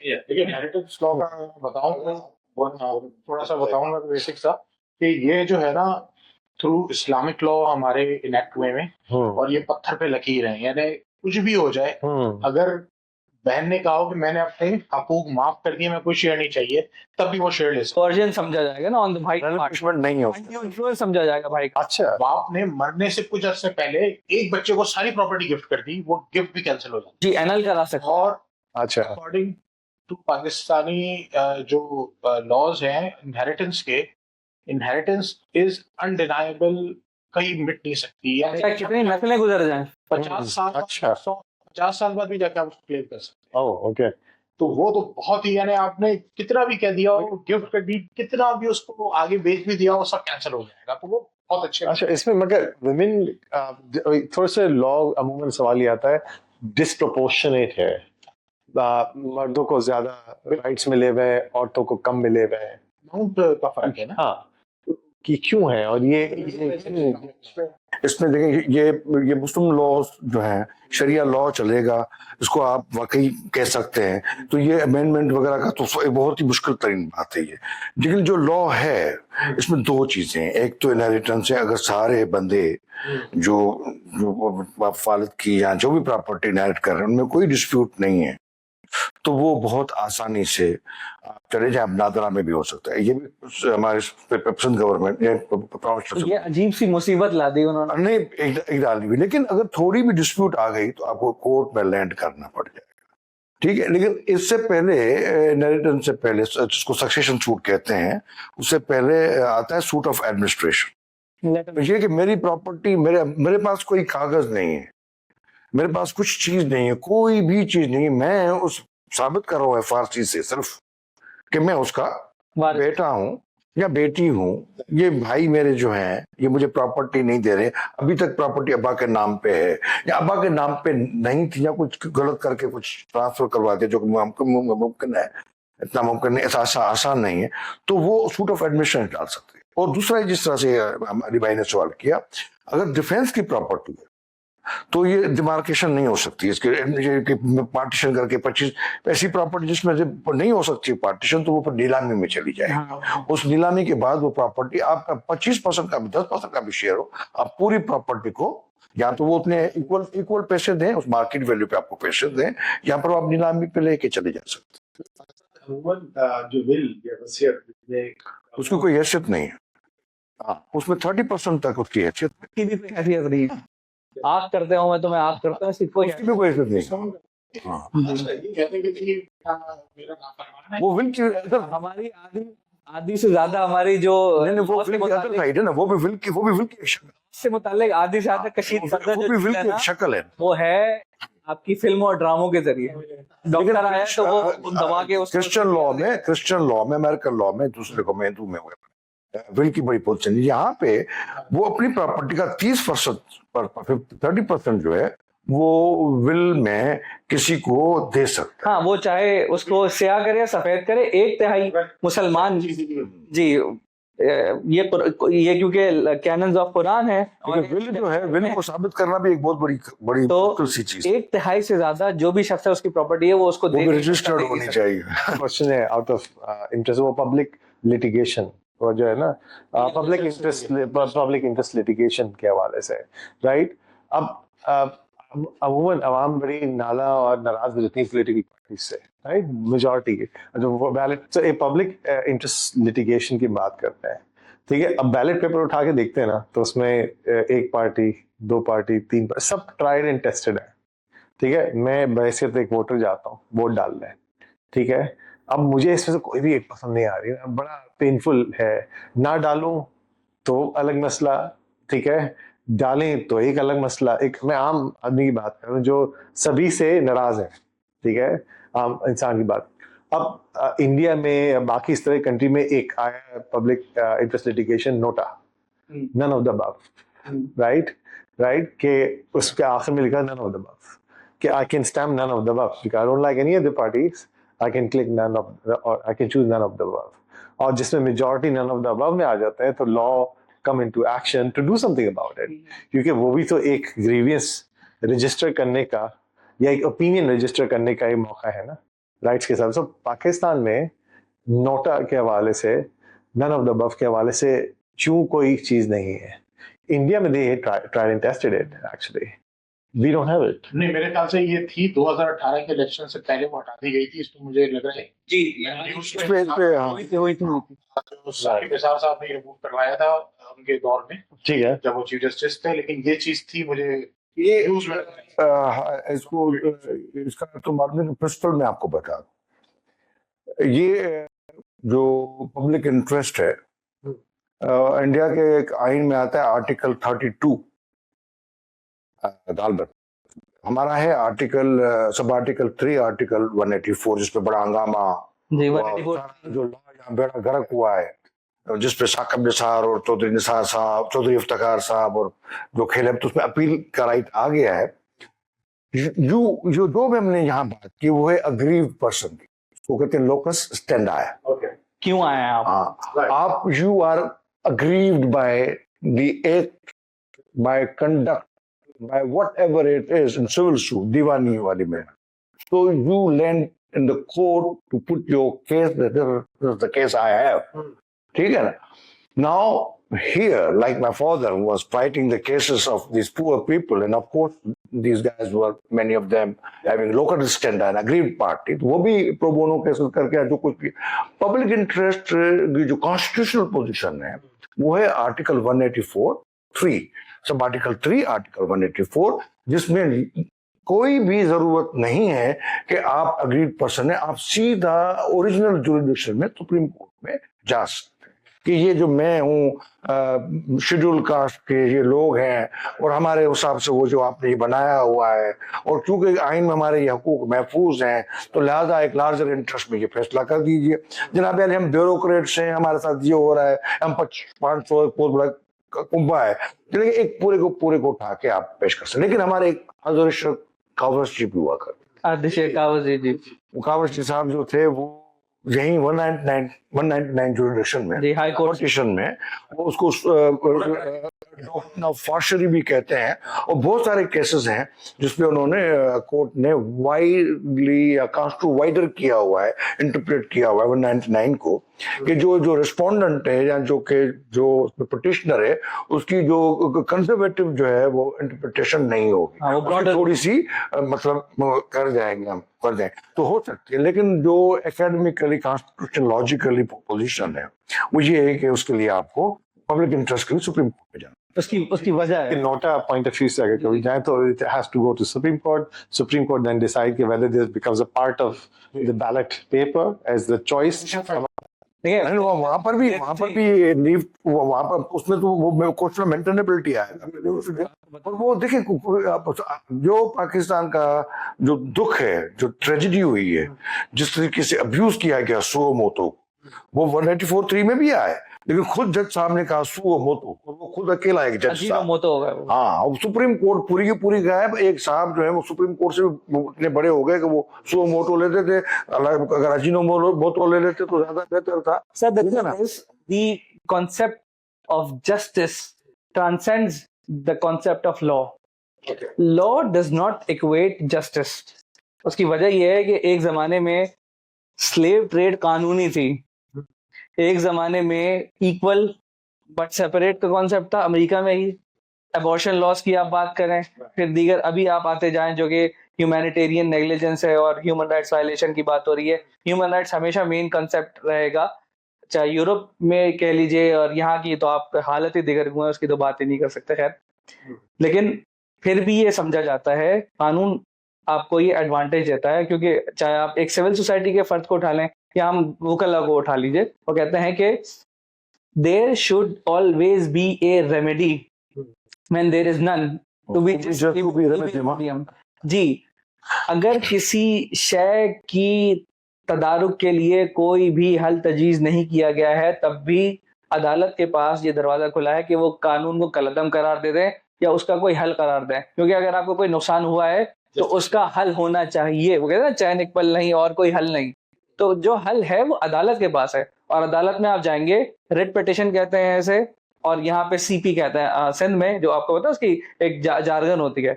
Punjab या इस्लामाबाद आप चले तो उसे कहते हैं WP रिट पिटिशन, यहाँ पे उसे सीपी कहते हैं, CP CPD या जो भी आप कह लें। आप अदालत के पास जाते हो और कहते हैं फला कानून, दो बातें होती हैं कि फला चीज पर तो कानून ही नहीं बना हुआ, इसके लिए कोई मैकेनिज्म बनाया जाए, या फला कानून है उससे हमें ग्रीवेंस ये है कि कानून गलत बना हुआ है या कानून का फला हिस्सा अल्ट्रा वायरीज है, यानी वो हुदूद से मुतजाविज है, हुदूद से उसने क्रॉस किया हुआ है, तो उसको एक तो हुदूद में लाया जाए और या उसको खत्म किया जाए। और अदालत के पास ये पूरा इख्तियार होता है कि अदालत किसी भी, अगर कोई मैकेनिज्म नहीं होता तो हुकूमत को कहती है कि मैकेनिज्म इतने अरसे में बना के मैं पेश करें, या इसके इन द मीनवाइल ये मैकेनिज्म है, ये जो कानून है, कानून को हम खत्म कर रहे हैं या कानून को हम मॉडिफाई कर रहे हैं या आपको मोहलत दे रहे हैं कि मॉडिफाई कीजिए।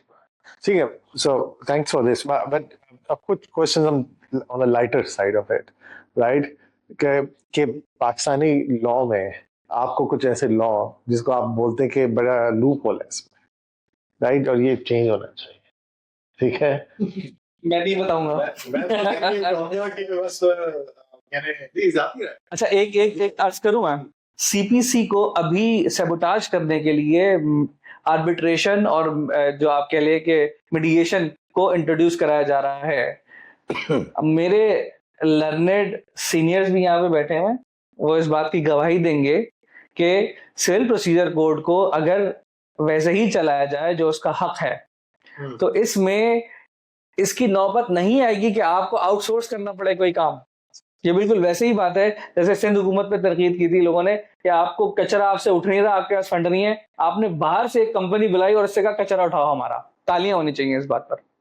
यहाँ पर भी जो मीडिएशन और आर्बिट्रेशन है उसमें जजेस को पार्टी बनाने की कोशिश की जा रही है कि जजेस कहें कि फला शख्स को बुलाओ और फला शख्स को बुलाओ। यहाँ पर वैसे ही लोगों के पास बतौर वकील बिजनेस कम है। अगर आप मुझे केसेस ज्यादा देंगे और ये बतौर वकील इनको केसेस कम मिल रहे हैं और इनके पास केसेस कम आ रहे हैं, तो बताइए क्या इनकी हक तलफी नहीं है? ये सीपीसी को जो सिविल प्रोसीजर कोड है या जो क्रिमिनल प्रोसीजर कोड है उसको उसकी रूह के मुताबिक चलाया जाए तो आपको ये नौबत नहीं आएगी कि आउटसोर्स करना पड़े कानूनी प्रोसीजर को। ये मेरी एक हम्बल सी सबमिशन है। अच्छा, एक जो हमारी सिंध हाई कोर्ट है उसमें जजेस की कमी की वजह से सिस्टम इंट्रोड्यूस किया गया था, डिस्चार्ज पॉलिसी। ठीक है, तो उससे वो डिस्चार्ज पॉलिसी तो असल में ये थी कि कोई केस चल रहे हैं, उसमें कोई जज ने डायरेक्ट नहीं किया डेट, तो वो केस डिस्चार्ज होता लगता नहीं था, मगर वो एक लूप होल बन गया। उस पर एक्सप्लॉइट ऐसे किया जाता है कि ये ट्रिगर है और ये जो है एक शरारती आदमी है, इन्होंने इन पे केस किया कि भाई ये बिल्कुल मेरे घर के साथ एक बहुत बड़ी बिल्डिंग बना रहे हैं और मेरे घर पे मसला हो रहा है उसकी वजह से, और ये या मैं खतरे में। अच्छा, तो कोर्ट जो है वो एक देती है, फॉरेन स्टे देती है, एक्स पार्टी स्टे कहते हैं, यानी पहली ही हियरिंग पे। ठीक है, अब इनका काम रुक गया। इनको ये आके बताने में कि भाई मेरा घर तो मेरी वीडियो 10 फरलांग दूर है, इतनी दूर है, 2 साल लग जाएंगे। और इतना अब्यूज होता है, तस्वर नहीं करेंगे। इतने लोगों ने अपनी जो है वो तारीख पे तारीख पे तारीख पे तारीख, वो एक छोटी सी चीज है रेगुलेटरी, मगर उसने जो है ना वो अन्नी मचा। सो जो मूवीज में दिखाते हैं जैसे लॉ है, लॉ जो कोर्ट में आपको अब जो नेटफ्लिक्स पे या दिख रही हैं या वो जॉली एलएलबी के बाद जब हम कहते हैं ना कि वो पाकिस्तान के वकीलों में 2007 के बाद ये जो फिल्मों में दिखाते हैं और जो लॉ जो कोर्ट चलती है उसमें बहुत बड़ा फर्क होता है। एक तो कोर्ट वो भी तो थी ना, इंसाफ और कानून वाली, जिसमें अदाकार मोहम्मद अली कहता है जज साहब मेरे 9 साल मुझे लौटा, लेकिन वो बड़ा इम्प्रेसिव नहीं है। हाँ, लेकिन वो बहुत बड़ा इम्प्रेसिव एक एजुकेट करता है लोग, ठीक है ना, जिस तरह से। अब ये देखें जो भुट्टो वाला केस था, ये देखें ये जो मिसकैरेज ऑफ जस्टिस है, वो अभी तक ये फैकल्टी है, ये लॉ की जो डोमेन है वो अभी डेवलप नहीं हुई है पाकिस्तान में, और अभी भी मिसकैरेज ऑफ जस्टिस उन्होंने तय नहीं की। वो तो चले गए एडवाइजरी जुरिडिक्शन में और आर्टिकल 186 के हवाले से वो जो कुछ कर दिया। ऐसे बहुत सारी चीजें हैं जो इस वक्त जो हालात हैं मुल्क के, और जो जुडिशरी और जो वकीला को हम देख रहे हैं, सियासत में खुद भी शामिल हुए होते हैं, वकीला की तहरीक भी आई थी एग्जाम पे। तो क्या ये जो लॉयर या वकीला ये करियर प्रोफेशन है, इसका फ्यूचर क्या देख रहे हैं? 2007 और 2007 से पहले की जुडिशरी को हमें डिस्टिंग्विश करना पड़ेगा। बतौर वकील, मैं जब वकील नहीं था तब मैं और तरीके से देखता था वकीला को, और जब मैं खुद इस प्रोफेशन में हूं तो मैं और तरीके से देखता हूं। 2007 के बाद जो जुडिशरी आप कहते हैं कि इफ्तिखार चौधरी कोर्ट, उसमें earlier lawyers were on steroids, but post 2007 judiciary is on steroids. Why is that so? A good question, sir. जो 3 पिलर्स हैं रियासत के, उसमें जजेस को अच्छे तरीके से पता है कि वो कानून को कहाँ कहाँ इस्तेमाल कर सकते हैं, और अगर मैं बहुत हम्बली कहूँ तो मैनिपुलेट कहाँ किया जा सकता है कानून को। इसमें सिर्फ जजेस की बात नहीं कर रहा मैं, वकला भी इसका हिस्सा बन सकते हैं। मसलन डिले है, और आपकी बात पता है ना, इंडेक्स में आता है कि जो डिस्पेंसेशन ऑफ जस्टिस है उसमें at the end of the day जज जिम्मेदार है, वकील भी जिम्मेदार हो सकता है, लेकिन देखिए प्रिजाइडिंग ऑफिसर कौन है कोर्ट का? मैं तो नहीं हूँ। जज, even if the lawyer does not know about the law, the judge has to know the law. इसमें कोई वो नहीं है may know the law, जज की जिम्मेदारी है कि वो करेगा। और जो वकील होता है, वकील अदालत का मुआविन होता है। अमेकस क्यूरे की एक है डेफिनेशन, जज को पढ़ा नहीं सकता वो, ये तो मिसकंडक्ट का छोट लगे होगा। वो कहेगा sir may I apprise the court, may I assist the court if I may, मैं कह सकता हूँ ये बात को, ये नहीं कह सकता मेरी बात सुने आप जरा। उसको तो निकाल दिया जाएगा अदालत को, उसका हक भी अदालत का कि निकाल दे ऐसे बदतमीज आदमी को या खातून को। तो जज की जिम्मेदारी है कि उन्हें कानून आता हो। जज और हाई कोर्ट के लेवल पे, सुप्रीम कोर्ट के लेवल पे जब आप कहते हैं कि आप एस्टेब्लिशमेंट का पार्ट होते हैं, या एस्टेब्लिशमेंट को आप इंस्ट्रक्शंस देते हैं कि फला चीज करें, फला चीज करें, आप गवर्नमेंट को नहीं कह रहे होते, आप कहते हैं स्टेट, आप कहते हैं फेडरेशन, आप कहते हैं प्रोविंस करें। आप नाम नहीं लेते कि साईं मुराद अली शाह आ जाए और वो ये करें, आप कहते हैं कि हम प्रोविंस को हमने ये इंस्ट्रक्शन दी है, वो कोई भी सीट पर बैठा हो। तो आपको पता है कि आपकी ताकत क्या है। और ये अच्छा, मैं इसमें हाइपोथेटिकल बात, या कोई जैसे आज 23 मार्च है तो हम बहुत ही फर्वर के साथ बात करें, वो जजेस जिन्होंने इस्तेमाल किया अपनी पोजीशन को, उन्होंने जिस तरीके से मोल्ड करना था जुडिशरी को, उन्होंने कर लिया। और वो जजेस जिन्होंने करप्टेबिलिटी दिखानी थी, उन्होंने कुछ भी किया, करप्शन की, तो उनके नाम को लोग वही, अगर कोई शख्स अपने करियर के बाद अपोलोजेटिक है अपने करियर के बारे में, तो आप समझ जाए कि उसका माजी दागदार है, उसका माजी शानदार नहीं है। और वो शख्स जो अपने माथे पे कोई शिकन नहीं है और वो ही continues, he goes about his business, आपको पता होना चाहिए कि वो ठीक है, लोगों में उसकी स्टैंडिंग भी ठीक है। तभी मैं देखता हूँ कि 2007 के बाद, अच्छा वकीलों में ये बात बहुत खराब निकली, लोगों ने वकीलों को ये परसीव किया, जो लॉयर्स मूवमेंट निकली, कि वकील तो गुंडे होते हैं, वकील तो बदमाश होते हैं। हम अभी तक वो जो है ना साहिब औलाद हो गए वाला जोक सुन रहे होते हैं, बहुत ही थका हुआ 3rd 4th क्लास आ गया, जैसे रोजा कहाँ रखा है फ्रिज में, बिल्कुल उसी तरीके के आप लगते हैं जोक ना, बिल्कुल ठंडा स्लैपस्टिक। वकील ये सुन के परेशान होंगे कि भाई आप तो गुंडे बदमाश होते हैं। हम आजकल के लेवल में हम तीनों हजरात हैं सर, हमारे मोहल्ले में हमसे कोई झगड़ रहा होता है ना, हम परेशान होते हैं कि क्यों लड़ रहा है, और हम कि भाई हमें न्यूसेंस समझते हैं कि हम अपने ही जो है ना वो माल पीटना शुरू करते हैं, और हम अपने ही अदालती मसले में किसी को लेंगे। मैं समझता हूँ बतौर वकील ये फेलियर है आपका कि आप अपने ही मसाइल में, अपने लिटिगेशन में घिरे हुए, भाई आप दूसरे काम करें। तो वकीलों के लिए ये चीज खराब रही कि जो एक आपको लाइमलाइट और एक्सपोजर मिला मीडिया के जरिए, उसमें आपकी पोर्ट्रेयल बहुत बुरा हुआ कि आपके शायद दांत निकले में ड्रैकुला की तरह। आपको भी प्रोफेशन समझा जाना चाहिए और क्रीम ऑफ द सोसाइटी हो, जैसे चार्टर्ड अकाउंटेंट्स हो गए, जैसे डॉक्टर्स हो गए, जैसे लॉयर्स हो गए। डॉक्टर्स के साथ भी आपको याद होगा एक चीज करने की कोशिश की गई थी कि वकील, जब डॉक्टर्स धरना दे रहे थे ना अपने स्टाइपेंड के लिए, तब भी डॉक्टरों को गुंडा बनाने की कोशिश की गई थी, वो चीज मलिया मेट हो गई। लेकिन अनफॉर्चुनेट बात है कि वकला के साथ ये तासुर अभी तक जुड़ा हुआ है, और मैं नहीं समझता कि इसमें सच्चाई है। आप एक्सेप्शन तो कहीं भी निकालेंगे, देखो फला तो या फला तो वो है, लेकिन हम अनासिर की वजह से उसकी न्यूसेंस वैल्यू इतनी ज्यादा है कि जैसे पूरे वकला के ये उसकी नेगेटिव ब्रांडिंग बहुत हो रहा है। ऑब्वियसली मीडिया का भी इसमें काफी, भाई देखे ना, वो कहते हैं ना दुनिया इज्जत नहीं देगी, बाप बेटी नहीं देगा, बैंक क्रेडिट कार्ड नहीं देगा। हो रहा है या होता है ये। अच्छा वकील है लोग, वो शुरफा में से हैं, उनकी फैमिली है, उनको कोई घर किराए पर नहीं दे रहा, क्यों नहीं दे रहा? ये वकील है। बहुत सारे लोगों ने उनको गलत इस्तेमाल किया, इथिक्स से बाहर निकले हुए। सो इसके साथ ही बहुत जबरदस्त गुफ्तगू रही। हमने मुख्तलिफ जायजे और मुख्तलिफ पहलुओं से देखा, लीगल स्ट्रक्चर पे बात हुई, मुख्तलिफ लॉज के हवाले से बात हुई, मुख्तलिफ किस्म के केसेस के हवाले से बात हुई, बड़ी यूनिक किस्म के केसेस के हवाले से बात हुई। इस सब बातचीत का मकसद अवाम में शऊर को बेदार करना है कि लॉ से डरने की जरूरत नहीं है। लॉ आप ही के लिए बनाए, आप ही की सेफ्टी के लिए बनाए, उसको समझने और उसको अप्लाई करने की जरूरत, चाहे भी जो भी सूरत है।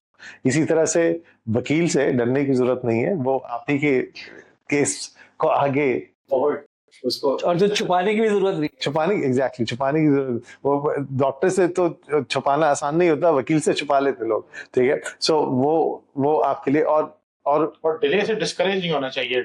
हालांकि delay defeats the law and equity, but या और गवाही देने आना चाहिए। गवाही देंगे तो ही क्राइम खत्म होगा। जी, कूनू कव्वामीन लिल्लाहि शुहदा बिल क़िस्त, खड़े हो जाओ स्टेडफास्ट। गैंगस्टर जो छूट रहे हैं या जो स्ट्रीट क्रिमिनल छूटते हैं, वो गवाह ना होने की वजह से होते हैं। जी हाँ, राइट, गवाही Evidence complete, देने yeah.